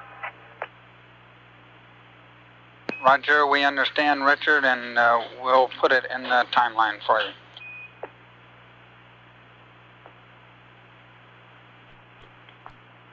Challenger Houston, we're going to be going LOS here at Guam in 50 seconds. And just a note for you, on the cap on page 4-2, we're going to be delaying our call for the APU, shutting it off. We want to let it go for a while. We'll let you know in a couple of revs when that will be. Okay, copy. And we'll see you at Hawaii, Dan, in 8 minutes. See you there.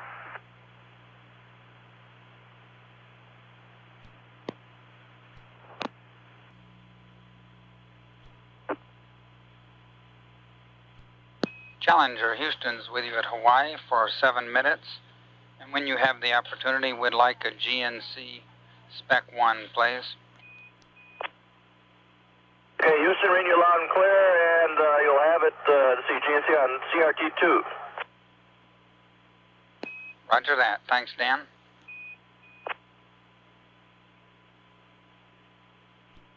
And for your info, Houston, I think Guy is working CFIS, and the rest of us are chowing down. Roger, we copy. Dan, how's the chow? Well, bagging those sandwiches was a darn good idea because you don't have to mess around with setting up any food trays and stuff, and you can get done in a hurry and stay ahead. Roger that, Dan. Glad it's working out. And Challenger Houston, CRT is yours again. Thank you very much. Okay. At Houston Challenger, the annunciator light and the fire detection system tests all went perfect with no anomalies. Roger, we copy, Dan. Houston, CDR. Roger, go ahead, Richard. John, Dan and I just happen to have we are both up on the flight deck grabbing a sandwich here. Thought it might be a good time for each of us to tell you what we saw out the windows during Ascent while it's fresh on our minds. But I do have one question, since it was pitch black dark when we left.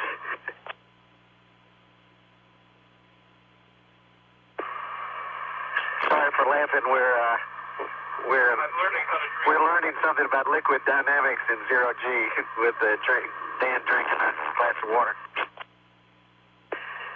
The thing that we didn't know was what the weather conditions were. Did we lift off through a high overcast, or was it clear skies, or what?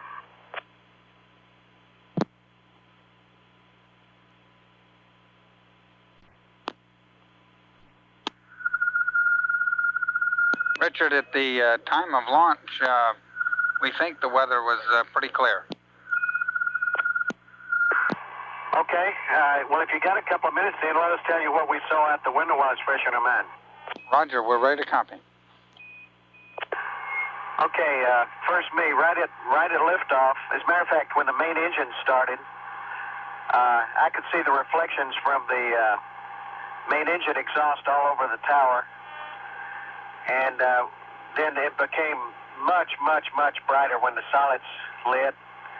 And as soon as we were away from the tower and began to rise, The entire front windows, it looked like you were driving through a fog bank, except that there was an internal orange light source within the fog bank. In other words, you couldn't see anything because of the light, and that continued. It got brighter and brighter and continued all the way through the SRB burn, although toward the end of the SRB burn it did diminish somewhat. And then at SRB separation, the light from the solid rocket motors was about 500 times more than I remember on STS-2. Then throughout the second stage, I'm not sure how to describe it, but I continued to see what looked like flashes of light that I assumed was reflected from the main engine ignition off the external tank, and that continued all the way through second stage right up to MECO. At MECO, for a few seconds, everything went black, but then when tank separation occurred, whereas in the daylight, the only indications we ever had was that the lights went out.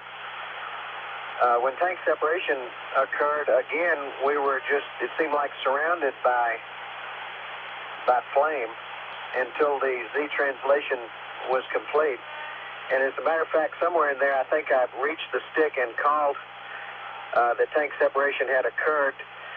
And I'm wondering, did I interrupt the Z translation? Over.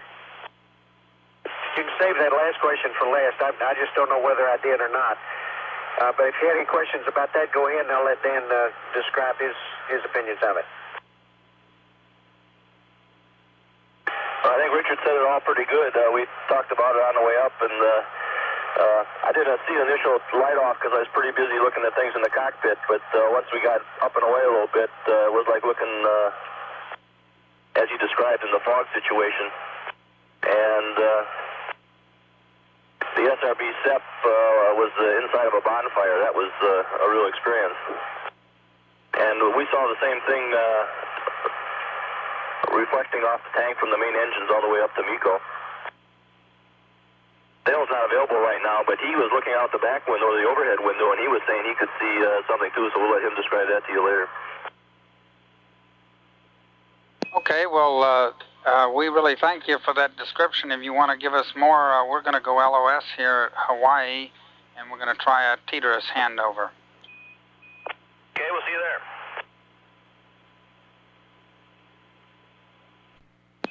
And Challenger Houston, we're back with you with teeterous.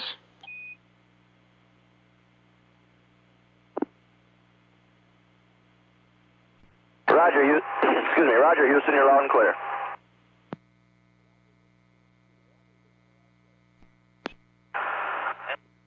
Houston, CDR. Roger, go ahead, Richard. John, where are we right now? Roger, you're coming over the coast of Mexico.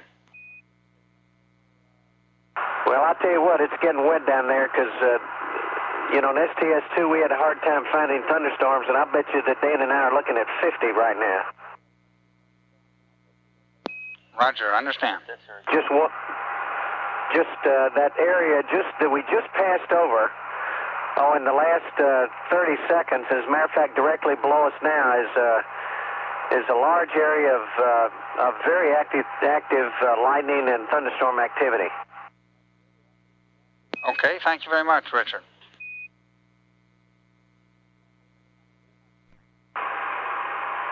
Must be just about daybreak in Houston, isn't it, John? Because the sun just came up on us. Roger, we don't have any windows, Richard. Oh, yeah.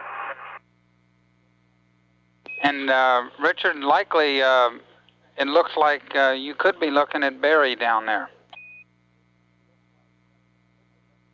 By golly, you know, it might be, I don't know, you might plot it, but I just happened to glance out the window and the lights were on in the cockpit, so we real quick turned out the flight deck lights and we're just looking straight down vertically on a huge cluster of thunderstorms. Like I say, I bet there were 50 there in the field of view of this window. Roger. Thanks very much, Richard. And Challenger Houston, if you have a minute, I have a slight change on the cap for you. Roger, John, go ahead. Okay, on page 4-3, Richard, up in the area of 6 hours MET, the block there that's the photo opportunity, we would like you to change it from 548 to 554, which you have. Replace that with 547 to 552. Roger, understand 547 to 552. Roger, good readback.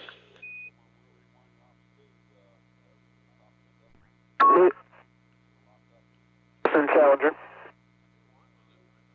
Roger, go ahead.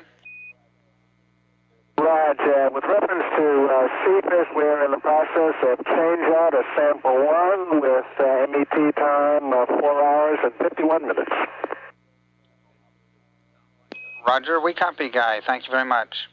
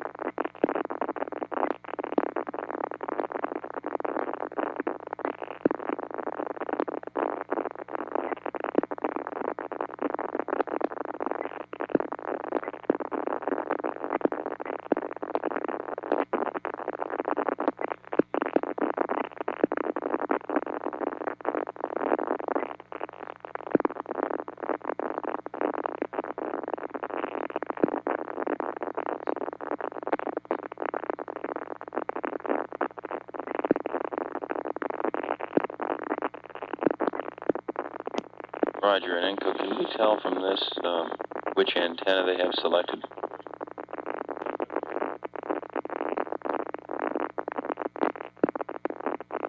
Right. But which is selected right now?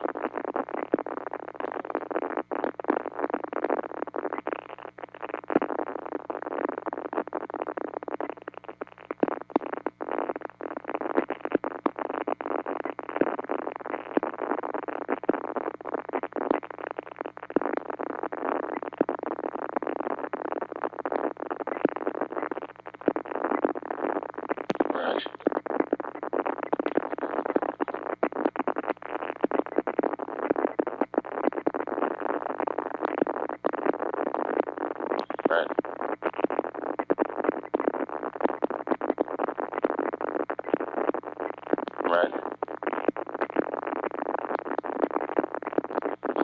Where it says LLS and UPS.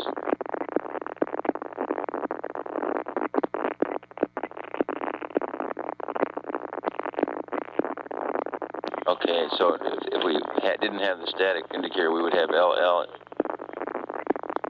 Okay, thank you.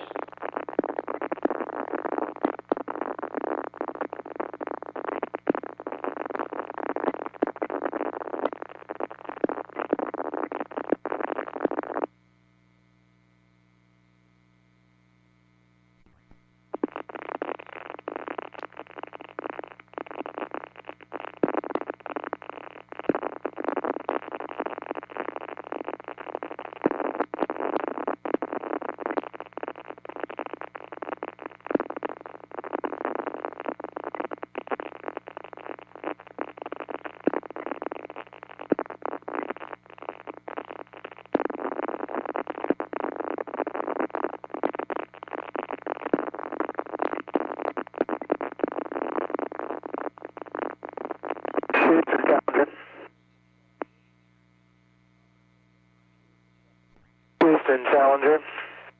Roger, go ahead.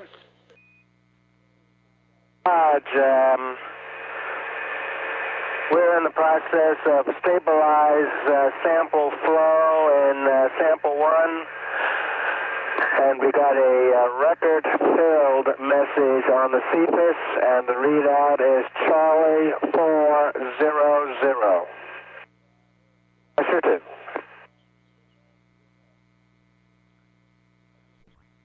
Roger, we copy that, Guy. Thank you. We'll look at it. Houston, Challenger. Roger, go ahead.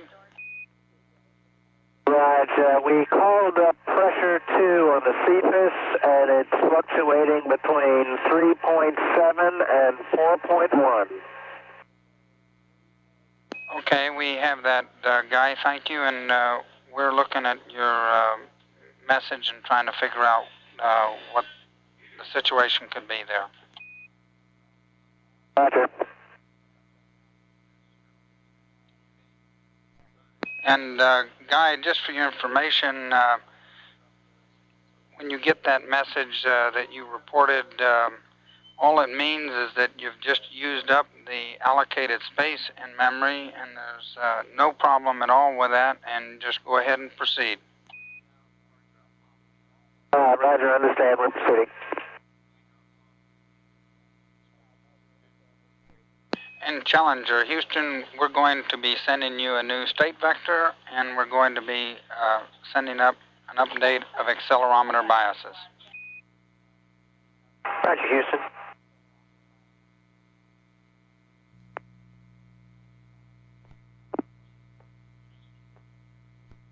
And Challenger, Houston, I have a couple notes when you're ready. Roger, John, go ahead. Okay, Richard, just want to verify that in your maneuver to the tail glow experiment that you're on universal pointing with your load.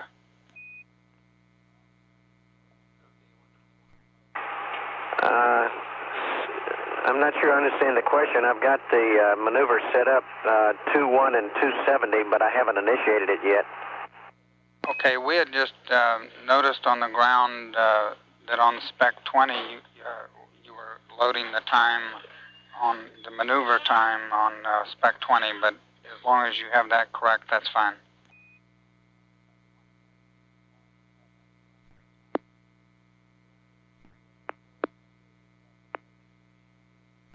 Remind me to show up here to start the maneuver.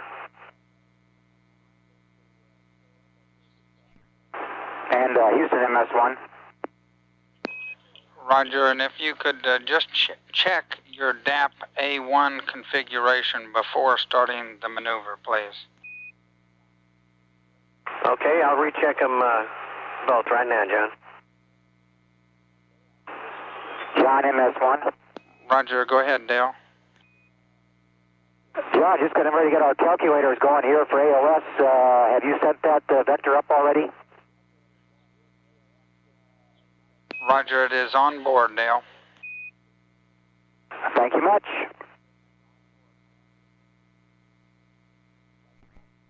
And Richard, Roger, Houston CDR, I think I've got A1 and B1 loaded correctly in the DAP. If you see anything different, let me know and we can psych it out. Okay, well, we will, Richard. Stand by one.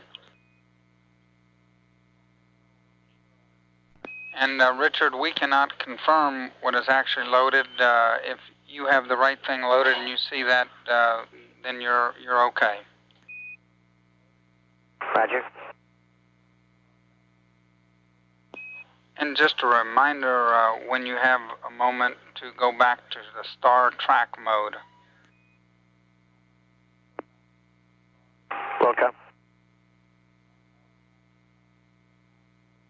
And Challenger Houston, just one more item. You are now go for APU cool off. Okay. Houston Challenger. Roger. Roger, and setting up this experiment in the back out through the app windows, we're getting moisture buildup in the center of both app windows. Okay, we copy that, guy.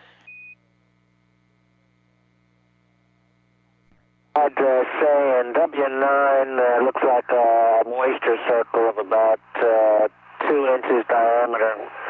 And in W10, it looks like a moisture circle of about 3 to 4 inch diameter. Okay, thank you very much, Guy. And is that located in what area of the window? It's located in the center of both windows. Okay, thank you very much. And John, a favor if you could, please. Could you tell us what the GMT of liftoff was?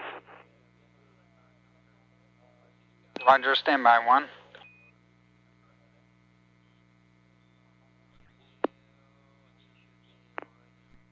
Okay, Dale, it's 242 days, 06 hours, 32 minutes, and 00 seconds.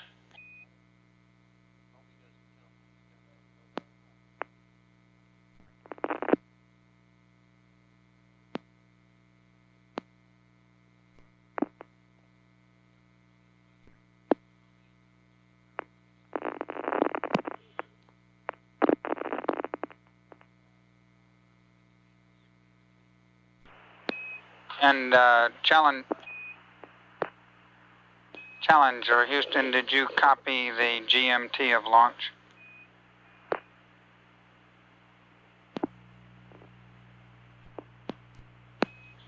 Challenger Houston's with you at Botswana for 7 minutes. And Dale, did you copy the GMT launch time I passed up?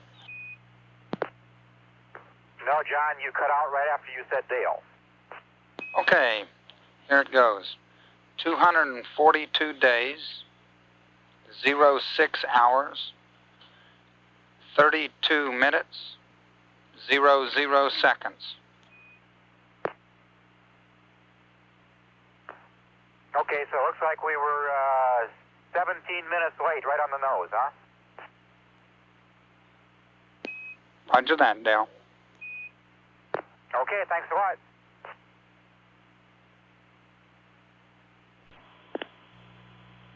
And John, MS1, I got a couple seconds here if you want to hear the description of the Ascent looking out the overhead window looking back.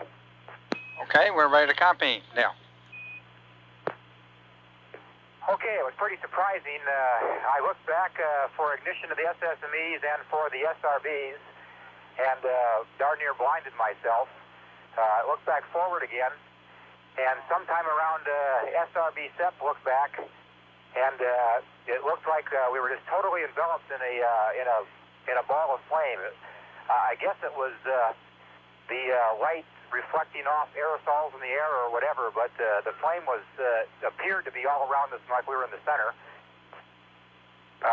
Later on, at 6 or 7 minutes, I again turned around and looked back and was really surprised. I didn't expect to see much, but saw quite a bit, as a matter of fact. Just the main engines themselves were making a much brighter orange flame than I ever expected, and it was pulsating almost as if an engine were running back there unstable. And in fact, I asked Dan if all the engines looked okay, and the flame was I would say going out at least 45, 50 degrees half cone all around the vehicle and pulsating. And the last thing I remember was ET-SEP, which was the biggest surprise at all. It looked like we were inside of a ball of flame for about 15 seconds there. That was, in fact, it looked like it was never going to stop. That really surprised us. Understand that, Dale. It was quite a ride, John. No, it sounds like it. We've really enjoyed listening to your descriptions of that ascent, both Richard's and Dan's as well as yours. Do you have any other comments on it, Dale? I guess the bottom line is, you've already figured out from the three of us talking, is that the night situation is really different from a visual standpoint, based upon what Dick had seen before and what we've all heard from the other folks. It's a whole different ballgame. Roger that.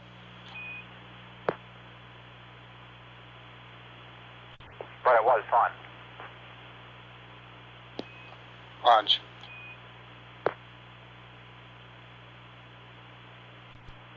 Challenger, Houston, we're 40 seconds. LOS here at Botswana.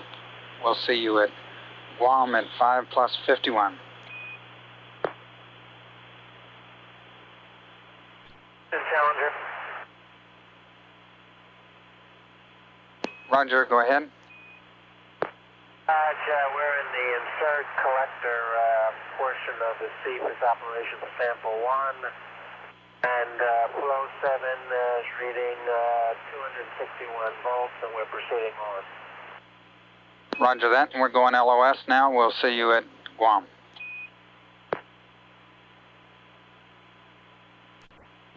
This is Mission Control Houston. Loss of signal at Botswana. Next station in 24 minutes is Guam. During this Teeter's pass across the Western Hemisphere on 4th orbit, mission specialist Guy Bluford reported several times on his activities in doing sample number 1 of the continuous flow electrophoresis experiment system, and that he had completed change out of sample number 1 and had it stabilized. Meanwhile, his crewmates were chowing down on box lunches of sandwiches that had been stowed, so that early on day 1, they wouldn't have to fuss around with a food warmer and unpack all of the food pouches from the lockers in the middeck. Guam in 23 minutes. Mission Control Houston at 5 hours 28 minutes mission elapsed time.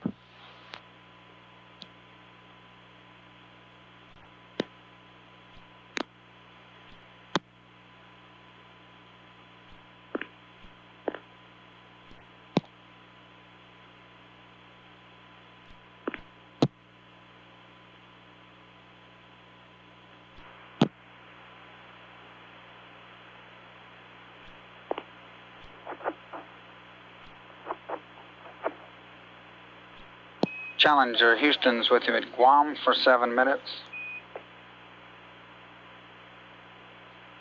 Roger, Houston, read you loud and clear. Roger, Challenger, and we're reading you loud and clear as well. Roger, we're in the process of the tail glow experiment at present time. Roger, copy that, the tail glow experiment.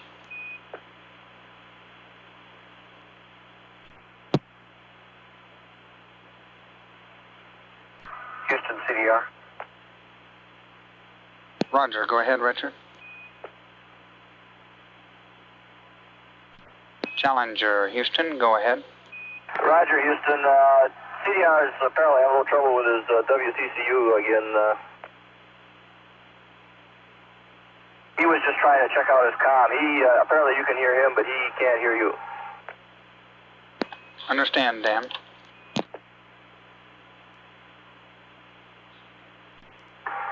Houston, we just completed trying to get through some of that glow experiment. That camera rig in the window doesn't work real good. You can't aim it high enough, and we spent a lot of our time trying to get the tail aimed in the camera right. So I think between now and the next time we're going to try this, which is on our extra day, we're going to try and invent something better to hold that camera so we can aim it up high enough to get the tail and be ready to go. And we didn't get completely through the sequence. Okay, we copy that, Dan, and understand you'll try to work up a better way of putting the camera so that you can get a better picture if we do the experiment again. Right, we're going to sit down and write so we can remember exactly what we did and debrief this good. And then in the meantime, between now and when we do it next time, we're going to try and come up with a better idea so we can be ready to go and not waste our time just trying to get it aimed up and in position. Okay, sounds real good, Dan.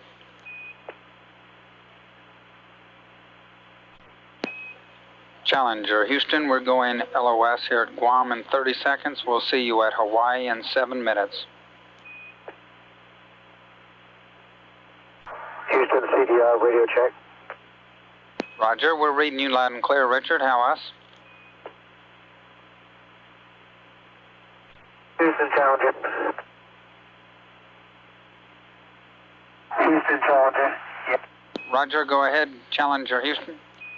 Roger, take this call. I guess you didn't hear him, or he's not hearing you, and he's got a stop the call. Okay, we are reading him, and we're going LOS.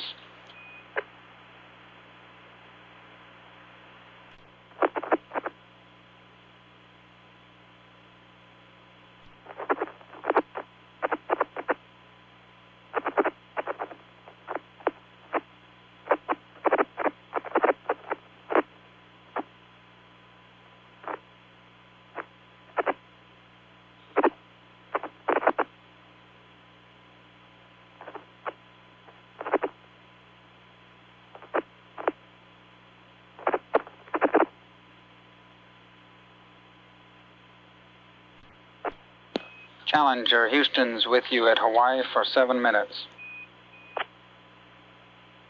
Roger, Houston, read you loud and clear. Houston, Challenger. Roger, go ahead. Roger, question with the CPIS. In the collection mode on sample 1, and we got 11 minutes left in that particular mode, and we have not gone, the system status sample pump lights have not gone out. They are still on. And they're still moving forward. Still in light matrix F versus G. Okay, we copy that. Guy, stand by 1.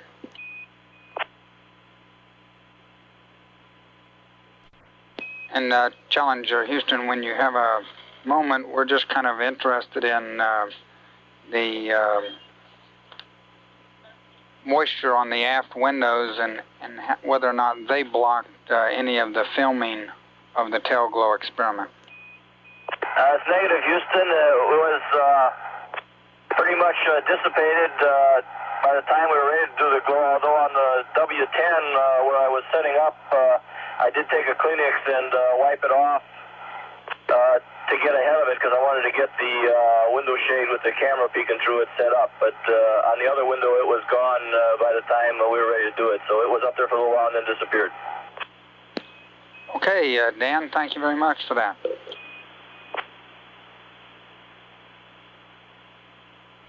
And Houston, Challenger. Go ahead, Dan. Roger, never got any words back. We're supposed to do that APU thermal, whatever it is, at 2 hours and 30 minutes, and the circ pump didn't come up to pressure, and words were going to come back, and nobody's ever said anything. The APU thermal conditioning enabled. Roger, we know, Dan, and we have been working on a plan for that. Okay, just curious. Yeah, when you're ready to copy, I'll tell you what we've come up with. Okay, stand by a second. Guess I'm sorry I asked.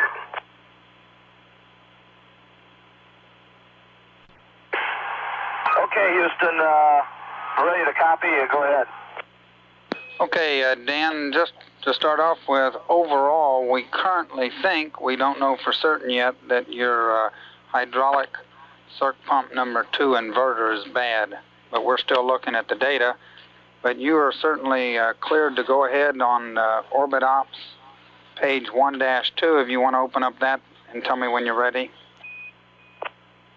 I'm there. Okay, on that page, Dan, we'd like you to go ahead and do the hydraulic thermal conditioning enable procedure, except underneath the note, we would like you to delete the next 3 lines, the hydraulic circ pump 2, the ISO valve 2, and the circ pump 2. Those 3 steps, delete them. Okay, just delete the enable for circ pump number 2 and do it for 3 and 1. That's affirmative, Dan, and you're cleared to go ahead and do that. Okay, it didn't work. And Challenger, Houston, we're hearing voice on air-to-ground 2. We would just like you to verify that you have the Orbit COM configuration set up, and just make certain that the teleprinter is on. We're going LOS here at Hawaii in 19 seconds. Roger, we'll give a check.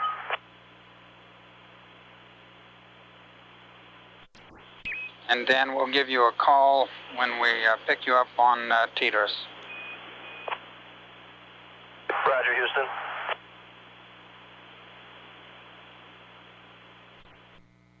And Challenger, Houston, we're with you with Tetris. And Guy, reference your question. We think it will reverse. In a while, you can go ahead and just let it run. Roger, understand. We got 4 minutes to go in the collection cycle, and it's still in forward mode, so we'll just continue on. Roger that, Guy.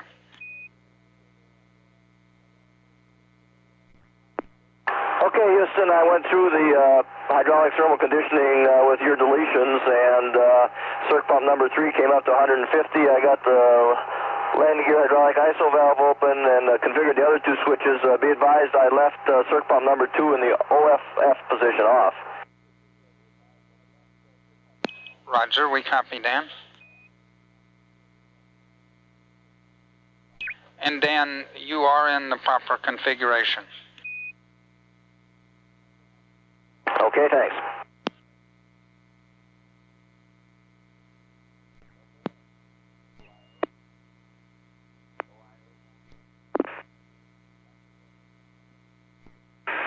Houston, Challenger. Roger, go ahead, Challenger, Houston. Hey, John, we need to have the CFIS guys work a quick question for us, please. We just pulled out the collector from tray 1. We want to shake it. Unfortunately, on top, on the orange septum on top, there's a lot of moisture.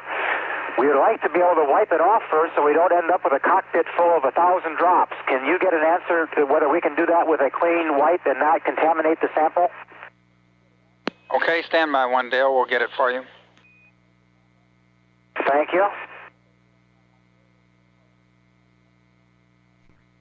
Roger, Dale, you're cleared to go ahead and try to wipe it off with a clean wipe.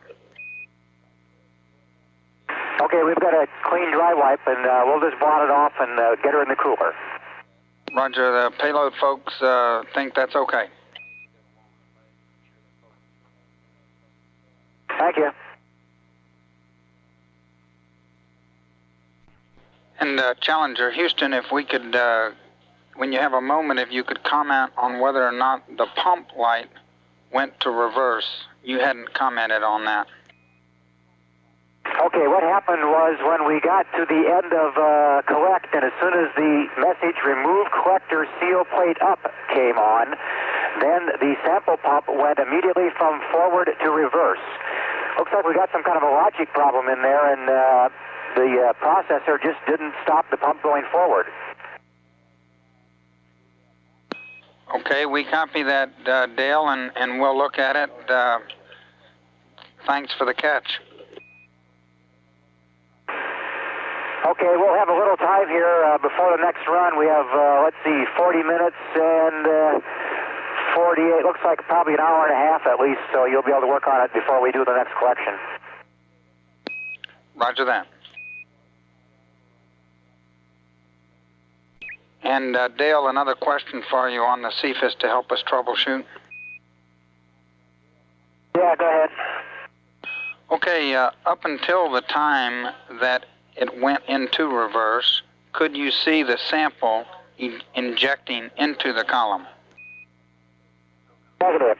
We could see the sample for the first 25 to 30 minutes coming up the column, and then for the last, I'd say, 15 to 20 minutes, we could not see any sample at all. Understand. We'll help troubleshoot it further with that information. Thanks. That's it. And also, John, if you get out the payload data systems MELF book, we think we found an error there that we've corrected on page 6-4. I'll wait for you to get there. Okay, we're ready. Okay, column hotel. We think that the first three under there should be off, on, off. Okay, we see that. Stand by one. We'll take a look at it. Okay. Okay, and if you want to mark, John, the reverse light just went off now on the sample pump with 32 minutes remaining in the flush. Roger, we copy that, Dale.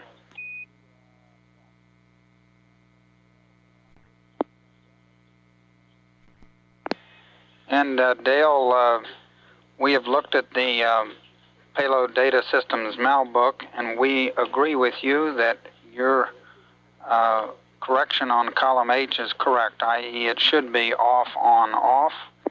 And for your information, the reverse light behavior which you reported means that it is performing correctly. I understand, John, and we've already made a copy in our systems number. Well, John, let me clarify that. It means it's performing correctly now during the flush where it goes reverse, but it did not perform correctly during the collect sequence. Is that right? Roger, we know that it is performing correctly now, and we're still looking at whether or not its performance was correct in the forward sequence, Dale. Okay, John, thank you. And Dale, just a note for you, you guys are really doing good today. You're on top of everything. We appreciate that.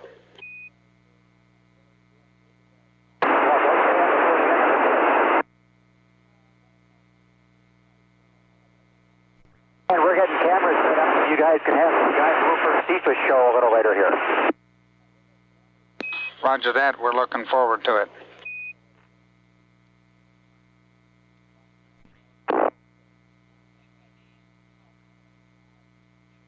And Challenger Houston, I have a little MAL procedure we would like you to run on the commander's comm problem when you're ready to copy. Okay, Dick is not hearing you.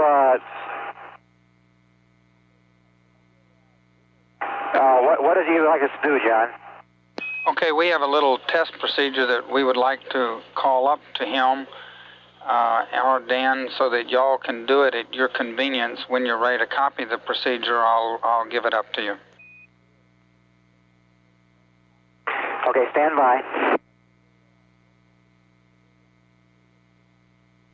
Okay, John, give Richard a short count to see if he can hear you on the speaker here if he wants to copy it himself.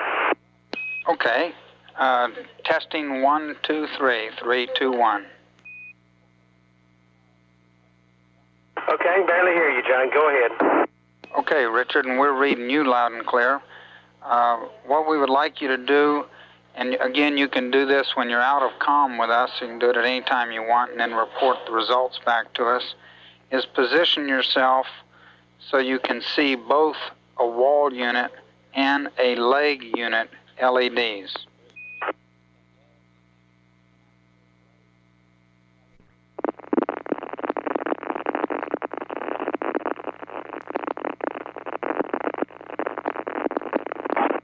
No, I ran around and checked, and I think the comm configuration should be all set up for the teleprinter.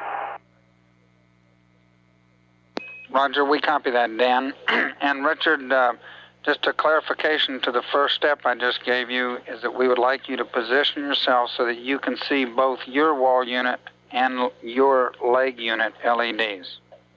And when you're ready, I'll give you the second step.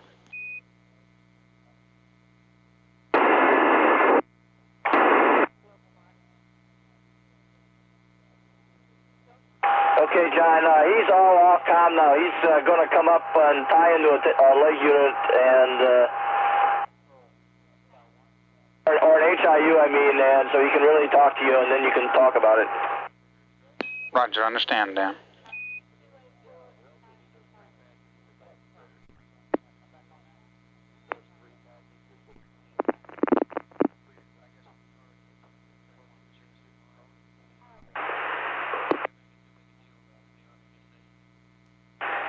Houston, CDR, heading right.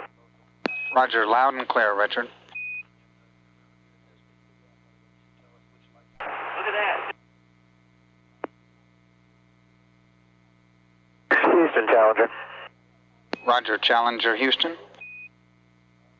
Roger, we got another record filled on the CPIS, and it's record fill Bravo 000. Roger, copy that guy. Record fill Bravo 000. Affirmative, Houston.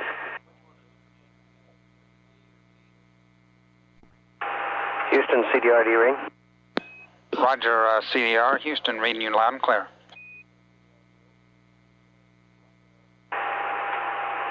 Okay, I'm reading you loud and clear also. I think my problem may be in the very lightweight headset. I'll swap that out, and I've been trying to troubleshoot to see what part of my equipment that the problem has been in. But at any rate, right now I'm reading you loud and clear. Roger, understand, Richard. What we have is a little procedure to try and help you out with troubleshooting that. And I have a couple of steps here. First, if you could position yourself so that you can see both your wall unit and your leg unit LEDs. Okay. I guess if you're... Why don't you give me a chance, let me write down the procedure, and then do it when I'm in a configuration that I can. Right now, I've been through 2 wall units, 2 batteries, and I'm finally working on Dan's headset. So if you'll let me just write it down, I'll try the procedure later. Roger, and that's fine. We concur with that, Richard. Houston, Challenger. Roger, go. Roger, this has got another record fill again on the CPIS with 9400. And also, let me give you some readouts. On temp 8, it's reading right now 0.5 decreasing. And temp 9, it looks like it's 0.9 steady. Roger, we copy that guy? And Houston, CDR, go ahead with your procedure. Okay, Richard. On the first step, position yourself so that you can see both your wall unit and your leg unit LEDs. Okay, go ahead. Step 2, have another crew member give a test count. Okay. Step 3, during the test count, see whether or not you can see the LED on the wall unit or the leg unit, and then tell us what you saw. Well, since it's going to be a while before I do this test, tell me the options of what I might see. Are you talking about a blinking red light or something? That's affirmative, Richard. We're talking about whether or not you see the blinking red light on your wall unit and the leg unit during the test.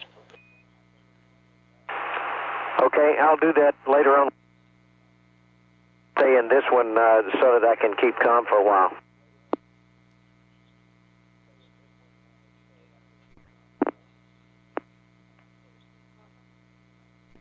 Okay, Richard, and if you're ready, I'll give you some of the what you can expect depending on what you see when you do the test.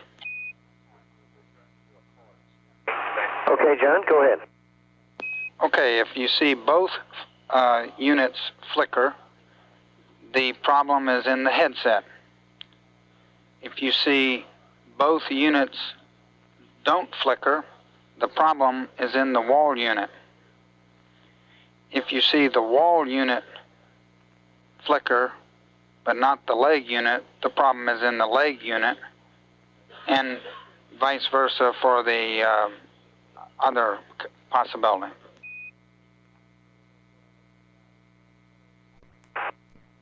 Roger, John, let me read it back to you. If both of them blink simultaneously while the other person is giving me the count, it's a headset. If both are steady, it's a wall unit. If it's the wall unit flickering only, it's the leg unit that's bad, and vice versa. Roger. Richard, that's a good read back, except I mistakenly told you the vice versa. The vice versa is not correct. Okay, so if the wall unit flickers only, it's the leg unit, period. That's correct, and that's a good read back. Okay, that sounds like a good procedure. Unfortunately, I'm afraid it's going to be a little while before I can get to it, but I will, because Dale and I are starting the RMS activation. I mean the RMS work. Roger, we understand, and that sounds like a good plan to us. And John, I'm sure RMU was watching, but what I did while Richard was talking to you is I did page 1-2 of the PDRS checklist, and now that he's back with us, we're going to start on the top of page 1-3. Roger that. Thank you, Dale.